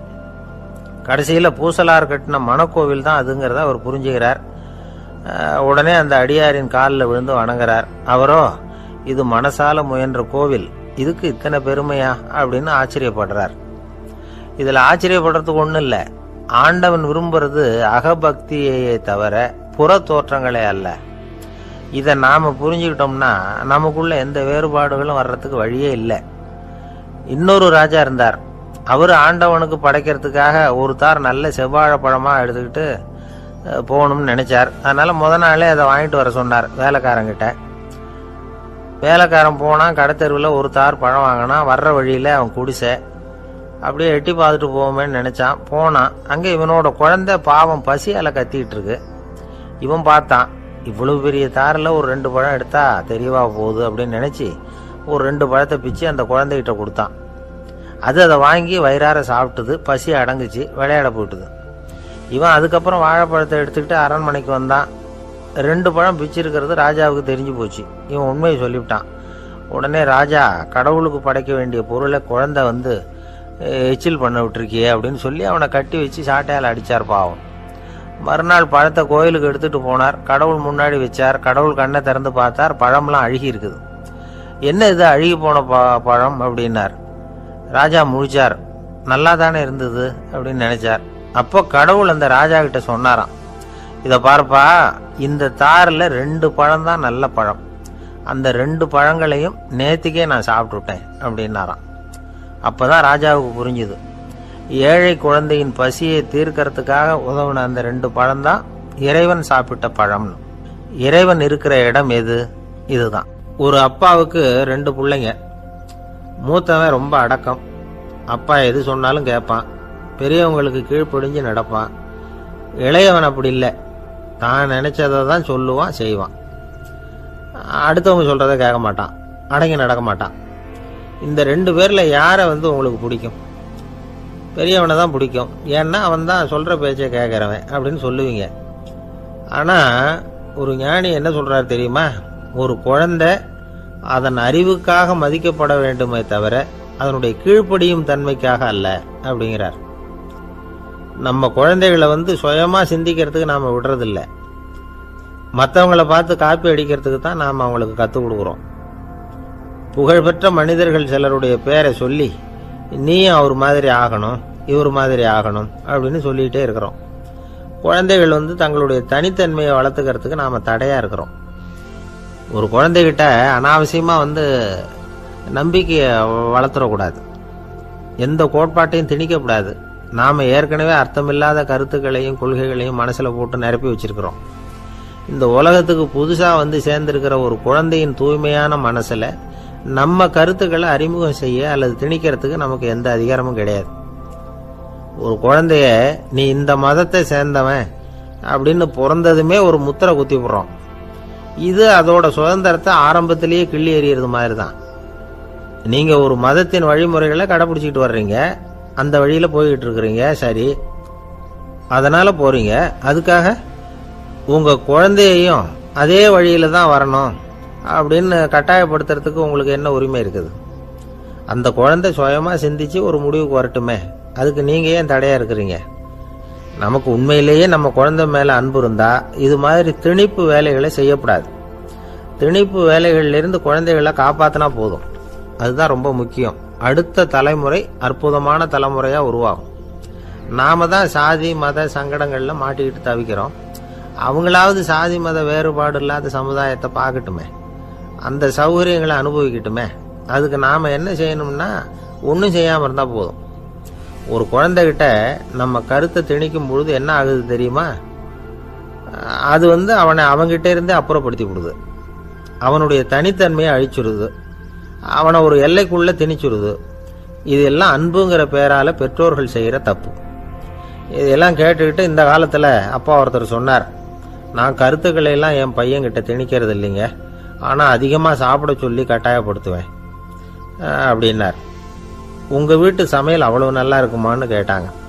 நல்லா இருந்தா நான் ஏன் அவனை சாப்பிட சொல்லி கட்டாயப்படுத்த போறேன் அப்படின்னார். ஒரு ஊர்ல ஒரு மன்னன் இருந்தான், கொடுங்கோல் மன்னன். நிறைய தொந்தரவு பண்ணிட்டு இருந்தான். அவன் ஒரு தடவை என்ன பண்ணான் தெரியுமா? ஒரு தப்பும் பண்ணாத ஒரு இளைஞனை பிடிச்சி ஜெயிலில் அடைச்சுட்டான். அந்த பையனோட சொந்தக்காரங்கள்லாம் ராஜா கிட்ட போனாங்க. அவன் ஒரு தவறும் பண்ணல, அவனை விடுதலை பண்ணுங்க அப்படின்னு கெஞ்சி கேட்டுக்கிட்டாங்க. மன்னன் யோசனை பண்ணான். அந்த இளைஞனை கூப்பிட்டுக்கிட்டு வர சொன்னான். அவனை கொண்டாந்து ராஜா முன்னாடி நிறுத்தினாங்க. இதை பாருப்பா, உன்னை நான் விடுதலை பண்ணுவேன், ஆனால் ஒரு கண்டிஷன். அந்த நிபந்தனையை நீ நிறைவேற்றினா உனக்கு விடுதலை அப்படின்னா மன்னன். சரின்னு ஒத்துக்கிட்டான் பையன். மன்னன் கண்டிஷன் என்னங்கிறத சொன்னான். உங்ககிட்ட ஒரு செம்மறி ஆட்டை கொடுக்க போறேன், 1 மாசத்துக்கு அதுக்கு தேவையான தீனியையும் கொடுக்க போறேன். 1 மாசம் கழிச்சு அந்த ஆட்டை எடை போட்டு பார்ப்பேன். அந்த ஆட்டின் எடை கொஞ்சம் கூட கூடி இருக்கக்கூடாது. எடை கூடி இருந்தா உனக்கு விடுதலை கிடையாது. என்ன சொல்ற அப்படின்னா பையனுக்கு ஒன்றும் புரியல, பயமா போட்டுது. குழம்பிக்கிட்டே நின்றுகிட்டு இருக்கிறான். சரி, ஒரு நாள் டைம் தரேன், நல்லா யோசனை பண்ணி பார்த்துட்டு நாளைக்கு உன் முடிவை சொல்லு அப்படின்னா மன்னன். பையன் கவலையோட வெளியில வந்தான். அங்க ஒரு பெரியவர் நின்றுகிட்டு இருந்தார். அவர்கிட்ட விஷயத்த சொன்னான். அந்த பெரியவர் இந்த பையனுக்கு காதோட காதா ஒரு வழியை சொல்லி கொடுத்தார். அதை கேட்டதும் பையன் மறுபடியும் மன்னன் முன்னாடி நின்னா, உங்க நிபந்தனையை ஏத்துக்கிறேன்னு சொன்னான். மன்னன் ஒரு ஆட்டுக்குட்டியையும் அதுக்கு 1 மாசத்துக்கு தேவைப்படுற தீவனத்தையும் கொடுக்கும்படியா உத்தரவு போட்டான். கொடுத்தாங்க, ஓடிட்டு போயிட்டான். 1 மாசம் தினமும் தவறாம அந்த தீவனத்தை ஆட்டுக்குட்டிக்கு போட்டுக்கிட்டு இருக்கிறான். 1 மாசம் கழிச்சு அந்த ஆட்டை அரண்மனைக்கு ஓட்டிட்டு போனான். மன்னன் அதை எடை போட்டு பாக்குறான், எடை கூடவே இல்லை, அப்படியே தான் இருக்குது. உடனே போட்ட நிபந்தனைப்படி அந்த இளைஞனை விடுதலை பண்ணிவிட்டான். சரி, ஆட்டுக்கு எடை கூடாம இருக்கிறதுக்கு அந்த பெரியவர் சொல்லி கொடுத்த யோசனை என்ன அப்படின்னா, அது வேற ஒண்ணும் இல்லை. அந்த ஆட்டுக்கு எதிரில் அது கண்ணில் படுற மாதிரி ஒரு ஓநாயை கட்டி போட சொன்னார். அவ்வளவுதான். ஆட்டுக்கு ஓநாய்ங்கிறது பிறவி பகை. ஓநாயை பார்த்தா ஆடு நடுங்க ஆரம்பிச்சிரும், அவ்வளவு பயம். தினமும் அந்த ஆடு பயந்துகிட்டே தீனி சாப்பிட்டுது, எடை கூடல. அதுதான் ரகசியம். இது வந்து சின்ன பிள்ளைங்களுக்கான ஒரு கதை. இதிலிருந்து தெரிஞ்சுக்க வேண்டிய உண்மை என்னன்னா, நாமெல்லாம் சாப்பிட்றப்ப மனசும் உடம்பும் அமைதியா இருக்கணும். அப்பதான் அது உடம்புல ஒட்டும். அவசரத்திலையும் பயத்திலையும் சாப்பிட்டா அது சரியா ஜீரணமாகாது. இன்னொரு ராஜா இருந்தார். அவரும் ஒரு இளைஞனை ஜெயிலில் அடைச்சு விட்டார். விடுதலை பண்ணணும்னா ஒரு கண்டிஷன்னார். என்னன்னு கேட்டான். ஒரு ஆட்டுக்குட்டியை அவன் முன்னாடி கொண்டாந்து நிறுத்துவேன், நீ அதுகிட்ட ஒரு கேள்வி கேட்கணும், அதுக்கு சரியான பதிலை சொல்லணும், அப்படி செஞ்சுட்டா உனக்கு விடுதலைன்னார். இளைஞன் யோசனை பண்ணி பார்த்தான், சரின்னு ஒத்துக்கிட்டான். அது பிரகாரமே ஆட்டுக்குட்டியை பதில் சொல்ல வச்சுட்டான். என்ன நடந்தது தெரியுமா? ஆட்டுக்குட்டியை கொண்டாந்து நிறுத்தினாங்க. இவன் மெதுவாக அதுகிட்ட போனான். அது காதுகிட்ட போய் ஏப்ரலுக்கு அடுத்த மாதம் என்ன மாதம்னு கேட்டான். அது உடனே மேன்னு கத்திச்சு. இவன் விடுதலை ஆயிட்டான். ஒரு நாள் ராமர் அரசவையில் உட்கார்ந்துருக்கிறார். ராமராஜ்யம் நடந்துகிட்டு இருந்த நேரம். அந்த சமயத்தில் ஒரு நாய் வந்து அரச சபைக்கு வந்துதான். அது தலையில் அடிபட்டு ரத்தம். அந்த கோலத்தில் அது அங்கே வந்தது. எல்லாரும் ஆச்சரியமாக அதை பார்த்தாங்க. ராமரும் அந்த நாயை பார்த்தார். நீங்கள் வந்த காரியம் என்ன, என்ன நடந்தது, எதுவாக இருந்தாலும் பயப்படாமல் சொல்லு அப்படின்னார். உடனே அந்த நாய் மெதுவாக சொல்ல ஆரம்பிச்சுதான். ஐயா, நான் தெருவில் போய்கிட்டு இருந்தேன். வழியில் ஒருத்தர் வந்தார். அவர் வேத சாஸ்திரம்லாம் படித்த பெரியவர். அவர் எந்த காரணமும் இல்லாமல் அவர் கையில் வச்சிருந்த குச்சியால் என் தலையில் அடிச்சுட்டார். அதுதான் தலையில் ரத்தம். இதை நீங்கள் விசாரித்து தகுந்த தீர்ப்பு வழங்கணும் அப்படின்னு தான் அந்த நாய். ராமர் பார்த்தார். உடனே தன்னுடைய காவலர்களை அனுப்புனார். அந்த ஆளை எங்கே இருந்தாலும் போய் கொண்டுட்டு வாங்க அப்படின்னு விட்டார். காவலர்கள் போனாங்க. அந்த ஆளை பிடிச்சி கொண்டு வந்துட்டாங்க. அரண்மனைக்கு வா அப்படின்னு சொல்லி கூப்பிட்டுட்டு வந்துட்டாங்க. என்ன நடந்ததுன்னு விசாரிச்சார் ராமர். அதுக்கு அந்த ஆள் சொன்னார், நான் வந்து வீதி வழியாக வந்துக்கிட்டு இருந்தேன். குறுக்க இந்த நாய் வந்தது. நான் அவசரமாக போய்கிட்டு இருந்தேன். இது எனக்கு வழி விடாமல் குறுக்க பூந்து இடைஞ்சல் பண்ணிச்சு. எனக்கு கோபம் வந்துட்டுது. அதனால் அடிச்சுட்டேன். வேத சாஸ்திரம் படித்த நான் என் வசம் இழந்து கோபப்பட்டது பெரிய தப்பு தான். அதை நான் ஒத்துக்கிறேன். குற்றத்தை ஒப்புக்கொள்கிறேன். எனக்கு என்ன தண்டனை கொடுக்கணுமோ அதை கொடுங்க, ஏற்றுக்கிறேன் அப்படின்னு விட்டார். சரி, இப்போ அந்த ஆளுக்கு தண்டனை கொடுக்கணும். என்ன தண்டனை கொடுக்கறது யோசனை பண்ணார் ராமர். அதையும் அந்த நாய்கிட்டே கேட்டார். நீயே சொல்லு, என்ன தண்டனை கொடுக்கலாம் இவருக்கு அப்படின்னார். இதுக்கு அந்த நாய் என்ன சொல்லிச்சு தெரியுமா? இவரை ஏதாவது ஒரு கோயிலுக்கு தர்மகர்த்தாவா நியமனம் பண்ணி விடுங்க, அதுதான் இவருக்கு சரியான தண்டனை அப்படின்னுது. இதை கேட்டதும் ராமர் முகத்தில் புன்னகை. ஆனால் அங்கே இருந்த மற்றவங்களுக்கெல்லாம் ஆச்சரியம். அது எப்படி தப்பு செஞ்சவங்களுக்கு தண்டனை கொடுக்கறது தானே நியாயம், அதை விட்டுட்டு தர்மகர்த்தா பதவியை கொடுக்க சொல்லுதே இந்த நாய் அப்படிங்கிற ஆச்சரியம். இந்த சந்தேகத்தை அந்த நாய்கிட்டயே கேட்டாங்க அங்கே இருந்தவங்க. இதுக்கு அந்த நாய் பதில் சொல்லிச்சான். நான் வந்து போன பிறவியில் ஒரு கோயிலுக்கு தர்மகர்த்தாவாக இருந்தேன். எவ்வளவோ கவனமாக எச்சரிக்கையாக தான் என்னுடைய கடமைகளை எல்லாம் செஞ்சுக்கிட்டு வந்தேன். அப்படி இருந்தாலும் சில சமயங்களில் என்னையும் மீறி கோயில் செல்வத்தை நான் அனுபவிக்கிறதுக்கு காரணமாயிட்டேன். ஒரு கோவிலுக்கு தர்மகர்த்தாவாக இருக்கிறவங்க எப்படியும் இந்த பாவத்திலிருந்து தப்பிக்கிறது கஷ்டம். அதனால தான் நான் இந்த பிறவியில் நாயாக பிறந்து இப்படி கஷ்டப்படுறேன். இதே நிலைமை இந்த ஆளுக்கும் ஏற்படணும் அப்படிங்கிறதுக்காக தான் அவரையும் ஒரு கோயிலுக்கு தர்மகர்த்தாவை நியமிக்கும்படி கேட்டுக்கிட்டேன் அப்படின்னு தான் இந்த நாய். இதிலிருந்து என்ன தெரியுது? எந்த பதவியில் நாம் இருந்தாலும் நமக்கு தெரியாமல் கூட அதை தவறாக உபயோகப்படுத்தக்கூடாதுங்கிறத இதிலேருந்து புரிஞ்சுக்கணும். இல்லைன்னா அடுத்த பிறவியில் நாயாக பிறந்து எங்கேயாவது போய் வாழை ஆட்டிட்டு நிற்க வேண்டியது தான். கோவில் வாசலில் 2 நாய் பேசிக்கிட்டு இருந்துதான். போன ஜென்மத்தில் நான் மனுஷனாக தான் இருந்தேன். ஒரு கோவில் பூசாரி பேச்சை கேட்டுவிட்டு அவரோட கூட்டு சேர்ந்துக்கிட்டு ஆண்டவன் போட்டிருந்த நகையெல்லாம் அபகரித்து என்கிட்ட கொடுத்தாரு அவரு. நான் எடுத்துகிட்டு வந்துட்டேன். திருடினது அந்த ஆள் தான், எடுத்துக்கிட்டு வந்தது தான் நான். இருந்தாலும் நான் மட்டும் நாயாக பிறந்துட்டேன். இப்போ மட்டும் அந்த பூசாரி என்கிட்ட மாட்டினா கடிச்சு குதறி விடுவேன் அப்படின்னு தான். அவசரப்பட்டு அப்படி செஞ்சுடாதே. பதிலுக்கு அவரும் உன்னை திருப்பி கடித்தாலும் கடிச்சிருவார். ஏன்னா அவரும் இப்போ ஒரு நாயாக தான் பிறந்திருக்கிறார் அப்படின்னு தான். இன்னொன்று, அது எப்படி உனக்கு தெரியும்னு தான். இது நான் தானே அது அப்படின்னு தான் அந்த நாய். கணவன் மனைவி அன்பாக இருக்கணும். ஒருத்தர் ஒருத்தர் நல்லா புரிஞ்சுக்கணும். விட்டு கொடுக்குற மனப்பான்மை வேணும். அதுதான் ஒரு நல்ல குடும்பம். இன்னைக்கு பல குடும்பங்களில் அர்த்தமில்லாத சண்டைகள் தான் அதிகம். கிராமப்புறங்களில் வேடிக்கையாக ஒரு கதை சொல்லுவாங்க. ஒரு ஊரில் ஒரு ஆள் இருந்தான். வேலை வெட்டி இல்லாமல் சும்மாவே இருந்தான். அவனுக்கு கல்யாணம் பண்ணி வச்சாங்களாம். மனைவி வந்து சேர்ந்தா. சும்மாவே உட்காந்துருக்கிறியே, ஏதாவது சம்பாதிக்கிற வழியை பாரு அப்படின்ட்டு இருக்கா. அதுக்கு தான் யோசனை பண்ணிகிட்டு இருக்கிறேன் ஒரு அருமையான ஐடியா அப்படின்னு நானா. என்ன அது சொல்லு அப்படின்ட்டுருக்கா அவ. ஒரு ஆட்டுக்குட்டி வாங்க போகிறேன்னு இருக்கான். அதை வாங்கி என்ன பண்ண போகிறேன்னா, அந்த குட்டி வளரும், பெருசாகும், அதுக்கப்புறம் அது நிறைய குட்டி போடும் அப்படின்ட்டுருக்கான். சரி, அப்புறம் என்ன, அதையெல்லாம் சந்தையில் கொண்டுட்டு போய் விற்றுவிட்டு அந்த காசுக்கு ஒரு எருவு மாடு வாங்கலாம். சரி, அது எதுக்கு? எருவு மாடு நிறைய பால் கொடுக்கும், அதை கொண்டுகிட்டு போய் பால் பண்ணையில் கொடுப்பேன், அல்லது நானே விற்றுருவேன், கை நிறைய காசு கிடைக்கும். அதுக்கப்புறம் ஒரு பசுமாடு வாங்குவேன், பாலையும் விற்கலாம், நாமளும் காய் போட்டு சாப்பிட்லாம், இப்படிலாம் சொல்லியிருக்கான். அப்போ அந்த பொண்ணு சொல்லிச்சான், அடுத்த தெருவில் இருக்கிற எங்கள் அம்மா வீட்டுக்கும் கொஞ்சம் பால் கொடுத்து அனுப்பலாம் அப்படின்ட்டுருக்கா அந்த பொண்ணு. இந்த இடத்துல கணவனுக்கு கோவம் வந்துட்டுது. அது எப்படி உங்கள் அம்மா வீட்டுக்கு எதுக்கு கொடுக்கணும், அதெல்லாம் முடியாதுன்றிருக்கான். இந்த இடத்துல சண்டை ஆரம்பமாயிட்டுது. கொஞ்ச நேரத்தில் 2 பேரும் சத்தம் போட ஆரம்பிச்சிட்டாங்க. கடுமையான சண்டை நடக்கிறத பக்கத்து வீட்டுக்காரன் காதில் வாங்கினான். அவன் ஓடியாந்தான். அவனுக்கு தெரியும், வாங்காத மாட்டுக்காக இப்படி சண்டை போட்டுக்கிட்டு இருக்கிறாங்கங்கிறது அவனுக்கு புரியும். அவன் ஓடி வந்து சொன்னான், ஏண்டா உன்னோட பசுமாட்டை ஒழுங்காக கட்டி போடக்கூடாதான்னு இருக்கான். என்னடா சொல்கிறேன்னா இவன், உன் மாடு என் தோட்டத்தில் வந்து மேய்ஞ்சுட்டுது, பயிரெலாம் நாசமாயிட்டுது, 10,000 ரூபா அளவுக்கு சேதம், அதை வாங்கிட்டு போகிறதுக்கு தான் வந்தேன், குடுறா 10,000 நானா. இவன் அரண்டு போயிட்டான். அப்புறம் சொன்னான், டே நான் இன்னும் மாடே வாங்கலையே, அதுக்குள்ளே அது வந்து எப்படிடா உன் தோட்டத்தில் மேயும், என்னடா உளர்றேன்னு இருக்கான். நீ தாண்டா இப்போ உளறிக்கிட்டு இருக்க, மாடே வாங்கலை, அதுக்குள்ளே எப்படிடா வந்து உன்னுடைய மனைவி அவங்க அம்மா வீட்டுக்கு பால் கொடுத்து அனுப்ப முடியும் அப்படின்னு அவன் கேட்டானா. நம்ம ஆளுக்கு இப்போ தான் புத்தி வந்துதான். அர்த்தமே இல்லாத சண்டை போட்டுக்கிட்டு இருக்கிறோம் அப்படிங்கிறத அவன் புரிஞ்சுக்கிட்டானான். இது நம்ம முன்னோர்கள் சொல்லியிருக்கிற ஒரு கதை. சண்டையில் தான் அர்த்தம் இல்லையே தவிர கதையில் அர்த்தம் உண்டு. அதாவது இல்லாத விஷயங்களுக்காக சண்டை போட்டுக்கிட்டு இல்லறத்தை வீணாக்கிக்கிட்டு இருக்கிற மனிதர்கள் இன்றைக்கு நிறைய பேர் இருக்கிறாங்க. ஒருத்தன் தன்னுடைய மனைவியை பற்றி மாமனார்கிட்ட புகார் சொன்னானா, மாமா உங்கள் பொண்ணு அர்த்தமில்லாத சண்டை போடுறா, எதுக்கு எடுத்தாலும் எடுத்தெறிஞ்சு பேசுகிறா அப்படின்ட்டுருக்கான். நீ எப்படி மாப்பிள்ளை அதை சமாளிக்கிற அப்படின்னு கேட்டிருக்காரு அவர். அவள் எடுத்தெறியறது என் மேலே படாமல் ஒதுங்கி நின்றுக்கிறேன் அப்படின்னு நானா இவன். ஒரு சிகை அலங்கார கூடம், ரொம்ப சுறுசுறுப்பாக எல்லாரும் வேலை செஞ்சிகிட்டு இருக்கிறாங்க. முடிவெட்டிக்க வந்திருக்கிறவங்க நிறைய பேர், எல்லாரும் வரிசையாக உட்காந்துருக்குறாங்க. அந்த சமயத்தில் திடீர்னு கதவை திறந்துக்கிட்டு ஒருத்தர் உள்ளே வர்றார்.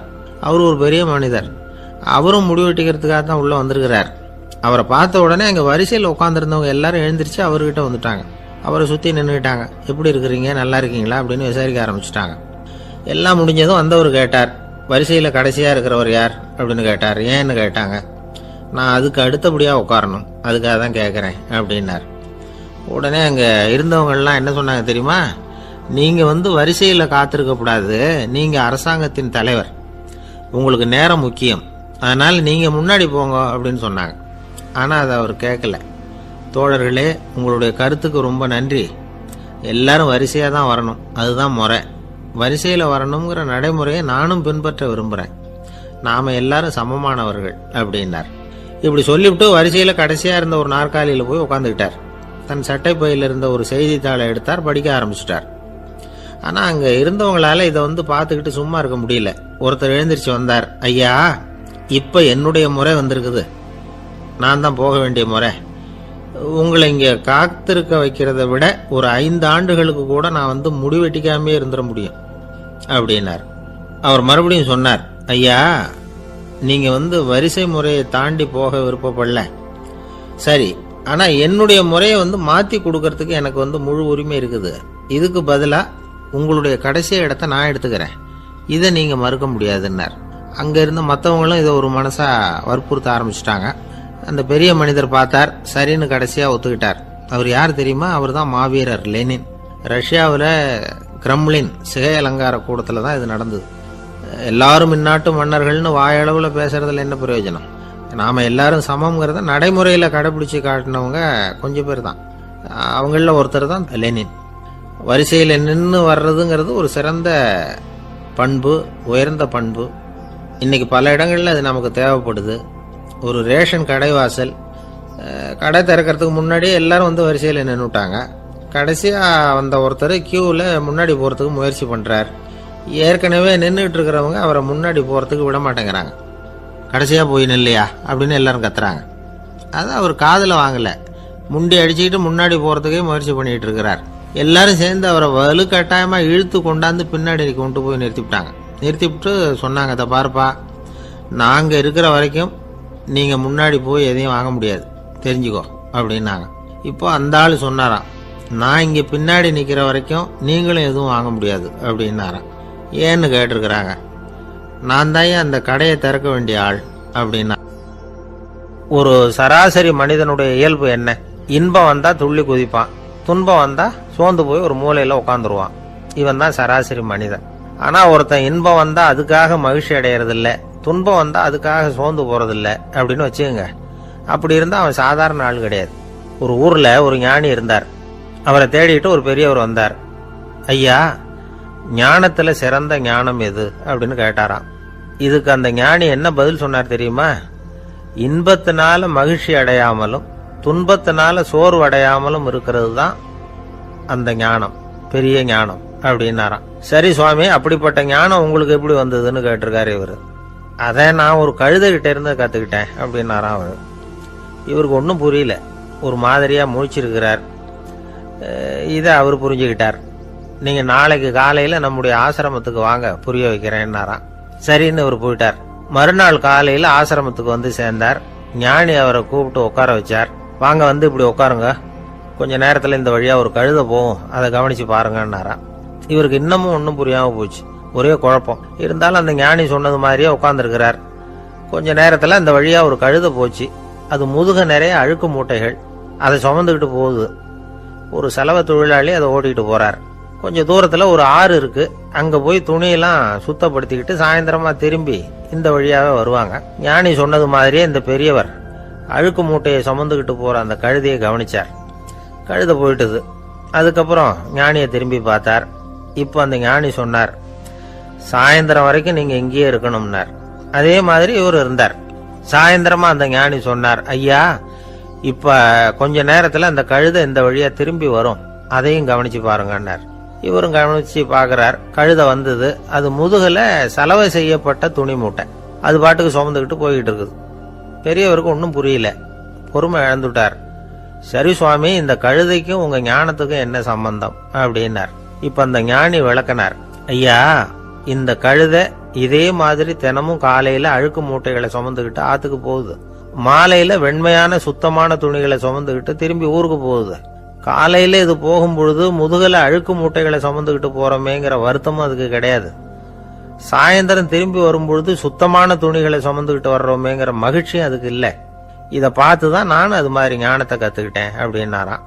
அதனால யாரு கத்து கொடுக்கறாங்க அப்படிங்கறத விட எதை கத்துக்கிறோம் அப்படிங்கிறது தான் முக்கியம். ஒரு சினிமா பாக்குறோம், ஒரு அருவி கொட்டுறது மாதிரி காட்சி வருது, தண்ணீர் வழியுது. படம் முடிஞ்சதும் பாத்தீங்கன்னா அந்த திரை என்ன நனைஞ்சு போயா இருக்கும். ஒரு தீப்பிடிச்சு எரியிற காட்சியை சினிமாவில் பாக்குறீங்க, காட்சி முடிஞ்சதும் அந்த வெண் திரையே கருகி போயா இருக்கும். படத்துல வர்ற தண்ணீரும் நெருப்பும் அந்த திரையை பாதிக்கிறது இல்லை. நாம அந்த திரை மாதிரி இருக்கிறதுக்கு கத்துக்கணுமா. அந்த பக்குவம் வந்துட்டுதுன்னா இன்பமும் துன்பமும் நம்ம எதுவும் செய்யாது. ஒரு சினிமாவை பாக்குற வரைக்கும் சிரிக்கலாம், அழலாம். பார்த்துட்டு வெளியில வரும்பொழுது அழுதுகிட்டே வரக்கூடாது. ஒருத்தர் வந்தார். அப்படி படம் முடிஞ்சு வெளியில வரும்பொழுது அருவி மாதிரி கண்ணீர் சிந்திக்கிட்டே வரார். ஏன் சார், படம் அவ்வளவு சோகமா அப்படின்னு கேட்டார். இன்னொருத்தர், இல்ல சார், கூட்டம் ரொம்ப குறைச்சல் சார், மொத்தம் படம் பார்க்க வந்தவங்களே 15 பேர் தான் சார் அப்படின்னார் கண்ணீரை தொடச்சிக்கிட்டே. அதுக்கு நீங்க ஏன் சார் அழறீங்கன்னு கேட்டார் அவரு. இந்த படத்தோட தயாரிப்பாளரே நான் தான் சார் அப்படின்னாரா இவர். நமக்கு முன்னாடி நமக்கு வேண்டிய ஒருத்தர் ஒரு கிளாஸ்ல நமக்கு பழச்சாறு கொண்டாந்து வைக்கிறாருன்னு வச்சுக்கோங்க. உடனே நாம என்ன பண்ணுவோம்? எடுத்து கிடுகிடுன்னு சாப்பிட்ருவோம், அடுத்தவங்க யாரும் வர்றதுக்குள்ள. அதை விட்டுட்டு அதை கொண்டாந்து வச்சவர்கிட்டயே அதோட விலை என்ன அப்படி இப்படின்னு நான் கேட்டுக்கிட்டு இருப்போம். நாம கேட்க மாட்டோம். ஆனா காந்திஜி அப்படி கேட்டாராம். எப்ப தெரியுமா? 1935. அந்த வருஷம் மே மாசத்துல ஒரு நாள் காந்திஜி டெல்லியில இருக்கிறார். அப்ப அவருக்கு 2 டம்ளர் மாம்பழச்சாறு கொண்டாந்து கொடுக்குறாங்க. அதை வாங்குறார். இதோட விலை என்ன அப்படின்னு கேட்டார் காந்திஜி. யாருக்கிட்ட கேட்டாருன்னா மனுபென் காந்தி கிட்ட கேட்கிறார். அவங்க தான் கொண்டாந்து கொடுக்குறாங்க. காந்திஜிக்கு உதவி செய்யறதுக்காக அவர் கூடவே இருந்தவங்க அவங்க கிட்ட தான் கேட்கிறார். காந்திஜி சும்மா வேடிக்கைக்காக இப்படி கேட்கிறாருன்னு நினைச்சுட்டாங்க அந்த அம்மா. அதுவும் இல்லாம அதோட விலையை கேட்டா காந்திஜி நிச்சயமா அதை சாப்பிட மாட்டார் அப்படிங்கிற பயம் வேற. அதனால அந்த அம்மா பதில் எதுவும் சொல்லாம கம்முன்னு இருந்துட்டாங்க. கொஞ்ச நேரம் ஆச்சு. அந்த பழச்சாறு வச்ச இடத்துல அப்படியே இருக்குது, வச்ச இடத்துல வச்சபடியே இருக்கு. காந்திஜி அதை சாப்பிடவே இல்லை. மனுபென் காந்தி பார்த்தாங்க. மெதுவாக காந்திஜி கிட்ட போய் அதை சாப்பிடுங்களேன் அப்படின்னாங்க. பழச்சாறு விலை என்னன்னு கேட்டேன். அதுக்கு பதில் இல்லை. அது முதல் தப்பு. பதிலை எதிர்பார்த்திருந்தும் அதை பற்றி விசாரிக்கல. அது ரெண்டாவது தப்பு. இப்படி 2 தப்புகளை பண்ணிவிட்டு என்கிட்ட வந்து இதை சாப்பிடுங்கன்னு சொன்னா அது எப்படி அப்படின்னு கேட்டாராம் காந்திஜி. மனுபென் காந்தி என்ன சொல்றதுன்னு தெரியாம திகைச்சு போய் நின்றுகிட்டு இருந்தாங்க. காந்திஜி தொடர்ந்து சொன்னாராம், இப்ப என் முன்னாடி வச்சிருக்கிற இந்த பழச்சாறு விலை சுமாரா ஒரு ₹1/2 இருக்கும். அது அந்த காலத்து மதிப்பு. இந்த பழச்சாறு இல்லாம கூட என்னால இருக்க முடியும். ஆனா அவசியமான பொருள்களை வாங்கறதுக்கு கூட சக்தி இல்லாத மக்கள் இந்த நாட்டில் நிறைய பேர் இருக்கிறாங்க. அப்படி இருக்கிறப்போ எனக்கு என்னத்துக்கு இந்த விலை உயர்ந்த பானம்? இதை இப்போ நான் சாப்பிட்டா என் உடம்பு வேணும்னா ஆரோக்கியமாகலாம், ஆனா என் மனசு அமைதி அடையாது. எனக்கு என்னுடைய உடல் ஆரோக்கியத்தை விட மன ஆரோக்கியம்தான் முக்கியம். அதனால இதை நான் சாப்பிட மாட்டேன், எடுத்துட்டு போயிடு அப்படின்னாராம். அந்த சமயத்துல ஒரு அகதி பொண்ணு 2 குழந்தைகளோட காந்திஜியை பார்க்கறதுக்காக வந்தது.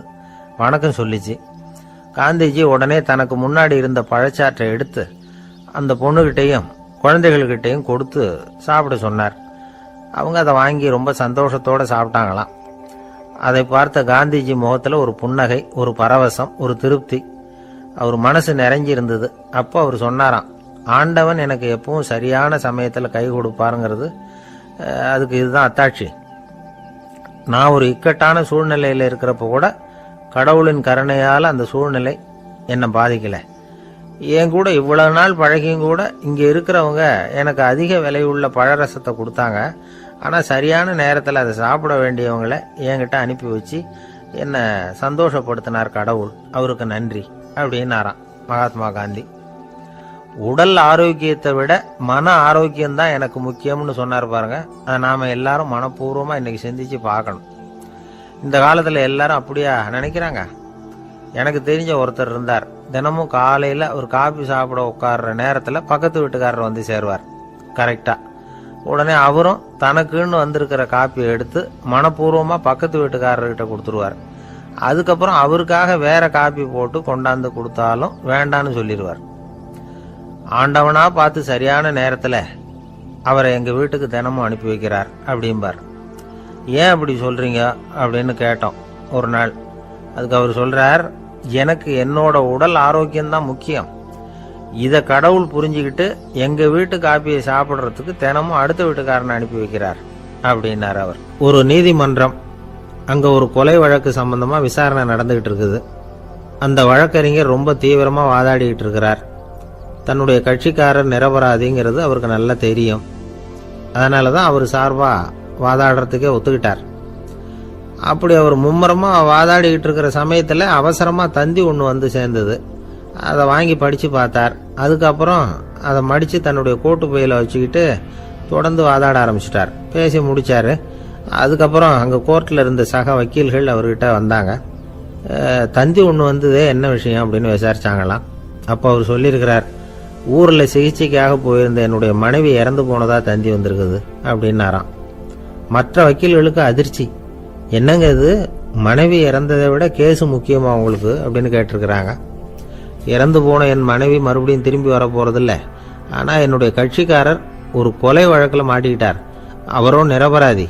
அவர் உசுரை நான் காப்பாற்ற வேணாமா? இதுதான் என்னுடைய கடமை அப்படின்னாராம். இப்படி இவர் சொன்னது எல்லாரும் அப்படியே திகைச்சு போய் நின்னுட்டாங்களாம். சரி, கடமைக்கு முக்கியத்துவம் கொடுத்த அந்த வழக்கறிஞர் யார் தெரியுமா? அவர் தான் இரும்பு மனிதர் சர்தார் வல்லபாய் பட்டேல். குஜராத் மாநிலத்தில் 1875 அக்டோபர் 31 அன்றைக்கு ஜாவேரி பாய் அப்படிங்கிறவருக்கு 4வது பிள்ளையா அவர் பிறந்தாராம். இந்த ஜாவேரி பாய் யார் தெரியுமா? ஜான்சி ராணி லட்சுமி பாய் போர் படையில ஒரு வீரரா பணிபுரிஞ்சவர். இளம் வயசுல வல்லபாய் பட்டேல் ரொம்ப சிரமப்பட்டு படிச்சிருக்கார். விடாமுயற்சி வெற்றியை கொடுத்தது. கல்லூரியிலையும் காலடி வச்சார். அதுக்கப்புறம் வக்கீல் பட்டத்தையும் வாங்கினார். பிரிட்டிஷ் ஆட்சி நடந்துகிட்டு இருந்த சமயம் குஜராத்தை சேர்ந்த பர்டோலி தாலுகாவில் விவசாயிகள் மேல அரசாங்கம் திடீர்னு நிலவரிய வசதி விட்டுதான். ஏழை விவசாயிகள் ரொம்ப கஷ்டப்பட்டிருக்காங்க. அரசாங்கம் வரி செலுத்தாத விவசாயிகளின் நிலங்களை எல்லாம் ஜப்தி செஞ்சுதான். அரசாங்கத்தை எதிர்க்கிறவங்களையெல்லாம் கைது பண்ணி சிறையில் அடைச்சுட்டாங்களாம். சில பேர் வீடு வாசல் ஆடு மாட்டையெல்லாம் விற்று கூட வரி கட்ட வேண்டிய நிலைமைக்கு ஆளாயிட்டாங்க. வழக்கறிஞர் வல்லபாய் படேல் நில வரியை உடனே ரத்து பண்ணணும் அப்படின்னு பம்பாய் கவர்னருக்கு ஒரு கடிதம் எழுதினார். எந்த பலனும் இல்லை. உடனே எல்லா விவசாயிகளையும் அணி திரட்டினார். அதுக்கு தானே தலைமை தாங்கினார். சத்தியாகிரகம் நடத்தினார். அந்த பகுதியில் எந்த வேலையும் நடக்கலை. வேற வழி இல்லை. ஆட்சியாளர்கள் உடனே வரியை ரத்து பண்ணாங்க. சிறையில் இருந்தவங்களெல்லாம் வெளில விட்டாங்க. 1928 ஆகஸ்ட் 6 சர்க்காருக்கும் விவசாயிகளுக்கும் இடையில ஒரு உடன்பாடு ஏற்பட்டது. அதுக்கப்புறம் தான் நிலைமை சரியா போச்சான். வல்லபாய் படேலின் பொது சேவையை பாராட்டின பொதுமக்கள் அவருக்கு சர்தார் அப்படிங்கிற பட்டத்தை கொடுத்தாங்களாம். சர்தார்னா தலைவர் அல்லது தளபதின்னு அர்த்தம். இரும்பு மனிதர்னு இவருக்கு பேர். இருந்தாலும் நகைச்சுவை உணர்வும் இவருக்கு நிறைய உண்டு. ஒரு தடவை ஒரு பத்திரிகை நிருபர் வந்திருக்கார்.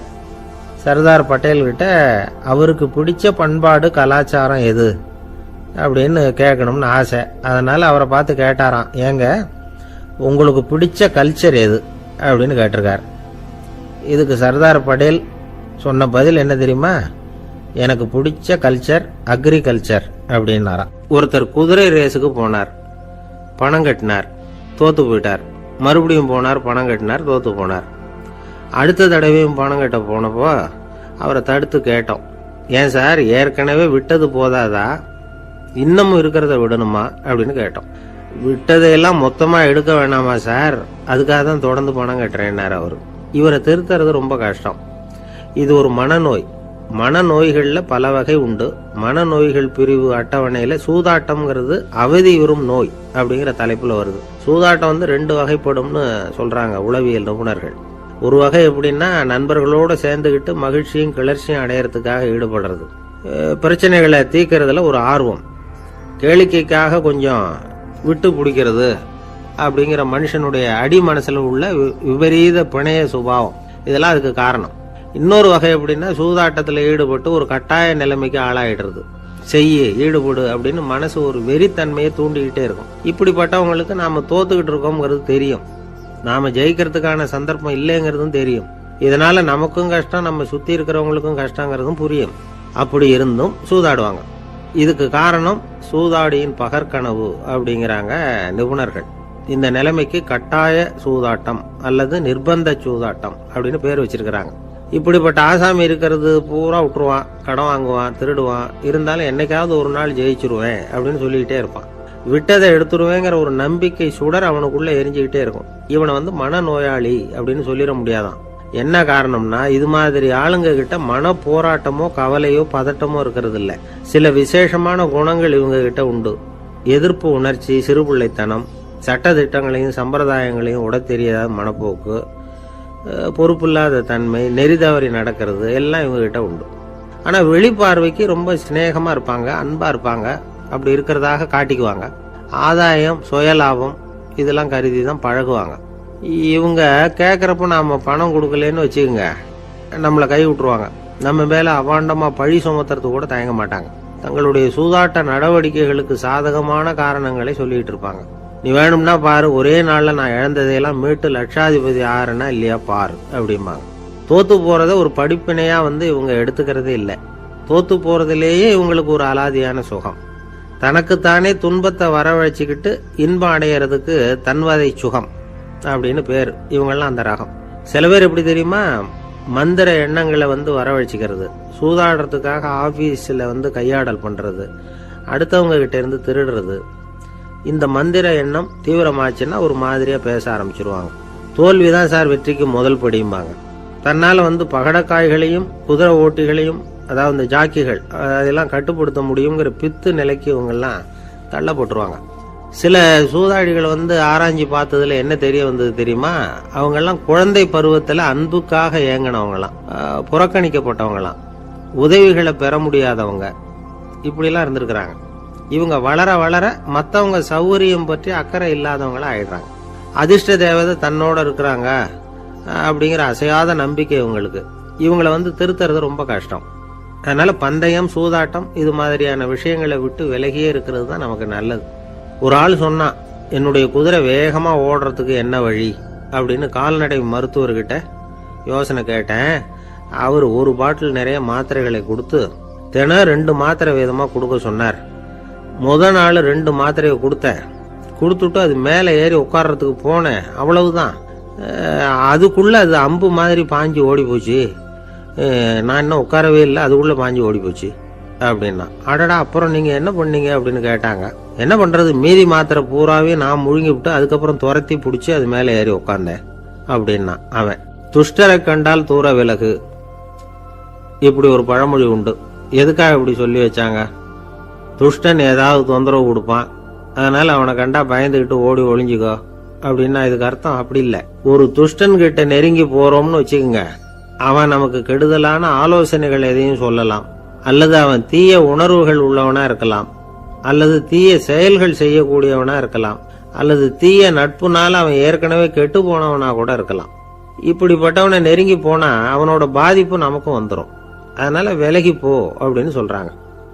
இதையே கொஞ்சம் விவரமா இப்ப பாப்போமே. இப்ப இந்த துஷ்டர்களை 4 வகையா பிரிக்கிறாங்க. இந்த 4 வகைக்கும் உதாரணம் வேணும்னா வேற எங்கேயும் போக வேண்டியதில்லை, மகாபாரதத்தை பார்த்தாவே போதும். அதுல இந்த 4 வகையான தீயோரும் வர்றாங்க. முதல் வகைக்கு உதாரணம் சகுனி. இவன் மனசுல எப்பவும் தீய எண்ணங்கள் தான் நிறைஞ்சி இருக்கும். கனவுல கூட தீய ஆலோசனைகள். யாராவது ஒருத்தர் நல்லபடியா வாழ்ந்தா அதை இவனால சகிச்சிக்க முடியாது. இப்படிப்பட்டவனோட நெருங்கிய தொடர்பு துரியோதனனுக்கு கிடைச்சது. துரியோதனன் எப்படின்னா, அவன் ஏற்கனவே தீய காரியங்கள் செய்யறதுக்கு தயங்காதவன். அப்படிப்பட்டவனுக்கு தீய போதனைகள் செய்யறதுக்கு சகுனி உதவுனா. இந்த 2 பேரோட சகவாசம் இன்னொருத்தனுக்கு கிடைச்சது. அவன் யாருன்னா துச்சாதனன். அவன் தீய நடத்தை உள்ளவன். இந்த 3 பேரும் ஒண்ணு சேர்ந்தா என்னத்துக்கு ஆகும்? உலகமே கெட்டு போடும்ல. இந்த 3 துஷ்டர்களோட நல்லவன் ஒருத்தன் சேர்ந்தான். அவன் தான் கர்ணன். கர்ணன் இயல்பாவே உத்தம குணம் உள்ளவன். அவன் நல்லவங்களோட சேராம இப்படிப்பட்ட கெட்டவங்க கிட்ட நட்பு வச்சுக்கிட்டான். அதனால அவனும் தீய செயல்களில் ஈடுபடுறது மாதிரி ஆயிடுது. துரியோதனனுடைய நண்பனா அவனுடைய ஆதரவுல வளர்ந்ததுனால அவனுக்கு துணையா இருக்க வேண்டி இருக்குது அப்படின்னா. நட்பு உரிமையினால உதவி புரிய வேண்டியது சரிதான், அது தப்புன்னு சொல்ல முடியாது. இருந்தாலும் தீய செயல்களுக்கு உதவி செய்யறது சரியில்லை. புத்தி பலம் புஜ பலம் எல்லாம் இருந்தா கூட தெய்வ பலம் இல்லைன்னா ஜெயிக்க முடியாது. கர்ணன் மகா வீரன். இருந்தாலும் கடைசியில் அவன் கதி என்னாச்சு? அவங்ககிட்ட எல்லா நல்ல குணங்களும் இருந்தது. இருந்தாலும் ஏன் இப்படி ஆச்சு? தீயவர்களுடைய சேர்க்கை தான் காரணம். அவங்களோட சேர்ந்ததுனால இவனையும் அப்படியே நினைக்க ஆரம்பிச்சுட்டாங்கல்ல. 4 வகை துஷ்டர்கள்ல இவனும் ஒரு வகை அப்படின்னு சொல்ல ஆரம்பிச்சிட்டாங்க. அதாவது தீய ஆலோசனைக்கு சகுனி, தீய உணர்வுகளுக்கு துரியோதனன், தீய செய்கைக்கு துச்சாதனன், தீய நட்புக்கு கர்ணன். இப்படி உதாரணமாயிட்டான். அதனாலதான் துஷ்டரை கண்டால் தூர விலகு அப்படின்னு சொன்னாங்க. அது புராண காலம். இப்பெல்லாம் நிலைமை கொஞ்சம் வேற விதமா இருக்குது. அன்னைக்கு ஒரு நாள் அப்படிதான் ஒரு காட்டு பாதையில யாரோ ஒருத்தர் அடிபட்டு கிடந்தார். யாரோ ஒரு துஷ்டன் அவரை அடிச்சு போட்டுட்டு போயிட்டான் போல இருக்கு. அந்த வழியா போன ஒருத்தர் பரிதாபப்பட்டு அவனை போய் தூக்குனார், ஆறுதல் சொன்னார். இதை பாருங்க, இந்த வழியா எப்பவும் தனியா வரக்கூடாது. ஏன்னா இங்க ஒரு ரவுடி இருந்துகிட்டு வர்றவங்க போறவங்களெல்லாம் வழிப்பறி பண்ணிட்டு இருக்கிறதா கேள்விப்பட்டிருக்கிறேன் அப்படின்னாராம். இனிமே அப்படி கேள்விப்பட மாட்டீங்க அப்படின்னு நானா அந்த ஆளு. ஏன்னு கேட்டிருக்காரு இவர். அவன் சொல்லியிருக்கான், நான் தான் சார் அந்த ரவுடி. இந்த வழியா போனவங்க கிட்ட தகராறு பண்ணேன். அவங்க தான் என்ன இப்படி அடிச்சு போட்டு என்கிட்ட இருந்த பணத்தையெல்லாம் புடுங்கிட்டு போட்டாங்க சார். காலம் ரொம்ப கெட்டு போச்சு அப்படின்னு நானா ரொம்ப பரிதாபமா. ஒரு அழகான கடற்கரை. சுற்றுலா பயணிகள் நிறைய பேர் அங்க போறது வழக்கம். சனி ஞாயிறு கூட்டம் அதிகமா இருக்கும். அதோட விளைவு என்னங்கிறது அடுத்த நாள் தான் தெரியும். ஆமா, அந்த கடற்கரையை சுத்தப்படுத்துற தொழிலாளிகள் திங்கட்கிழமை ரொம்ப சிரமப்படுவாங்க. சனி ஞாயிறு வந்த கூட்டம் கடற்கரை பூராவும் காலி ஐஸ்கிரீம் கப்புகளை வீசி எறிஞ்சிட்டு போயிருக்கும். ஆயிரக்கணக்கான கப்புகள் அங்க பரவலா கிடக்கும். அதையெல்லாம் பொறுக்கி எடுத்து சுத்தம் பண்ணி ஆகணும். இதனால திங்கட்கிழமை வேலைக்கு வர்றதுக்கு எல்லாரும் பயப்படுவாங்க. அப்படி ஒரு நிலைமை. பல பேர் அன்னைக்கு லீவ் எடுத்துட்டு போயிடுறது வழக்கம். நமக்கு எதுக்கு இன்னைக்கு தொந்தரவுன்னு. இது ஒரு பெரிய பிரச்சனையா இருந்தது. இதுக்கு என்ன பண்ணலாம் அப்படின்னு யோசனை பண்ணாங்க. ஒரு ஆலோசனை கூட்டத்துக்கு ஏற்பாடு பண்ணாங்களாம். அந்த நகர நிர்வாக அலுவலர்கள், பணியாளர்கள் எல்லாரும் அதுல கலந்துக்கிட்டாங்க. கூட்டம் ஆரம்பமாச்சு. ஆரம்பத்தில் சொன்னாங்க, இந்த பிரச்சனைக்கு ஒரு தீர்வு வேணும், என்ன பண்ணலாம், அதை முடிவு செய்யறதுக்கு தான் இந்த கூட்டம். இதில் நீங்கள் செய்ய வேண்டியது என்னென்னா, உங்களுக்கு தோன்றுகிற யோசனை எதுவாக இருந்தாலும் சொல்லுங்கள். கொஞ்சம் கூட தயக்கம் வேண்டாம். நாம் சொல்கிற யோசனை ஈடுபடுமா படாதா அப்படின்னுலாம் யோசிக்க வேணாம். எல்லாருடைய யோசனைகளையும் அப்படியே பதிவு செய்துக்கிறோம். கடைசியாக அதிலிருந்து ஒரு சிறந்த யோசனையை தேர்வு பண்ணி அதை பயன்படுத்தலாம். இந்த சந்தர்ப்பத்தில் இன்னொரு முக்கியமான வேண்டுகோள், எவ்வளவு சாதாரணமான யோசனையாக இருந்தாலும் சரி, அது சொல்லும் பொழுது அடுத்தவங்க ஏளனம் செய்யக்கூடாது. இது ஒரு பெரிய யோசனையா அப்படின்னு சொல்லி எதையும் அலட்சியப்படுத்தக்கூடாது. இதுதான் அந்த கூட்டத்தின் ஆரம்பத்தில் செய்யப்பட்ட அறிவிப்பு. உடனே அந்த கூட்டத்தில் இருந்தவங்க ஆளுக்கு ஒரு யோசனை சொல்ல ஆரம்பித்தாங்க.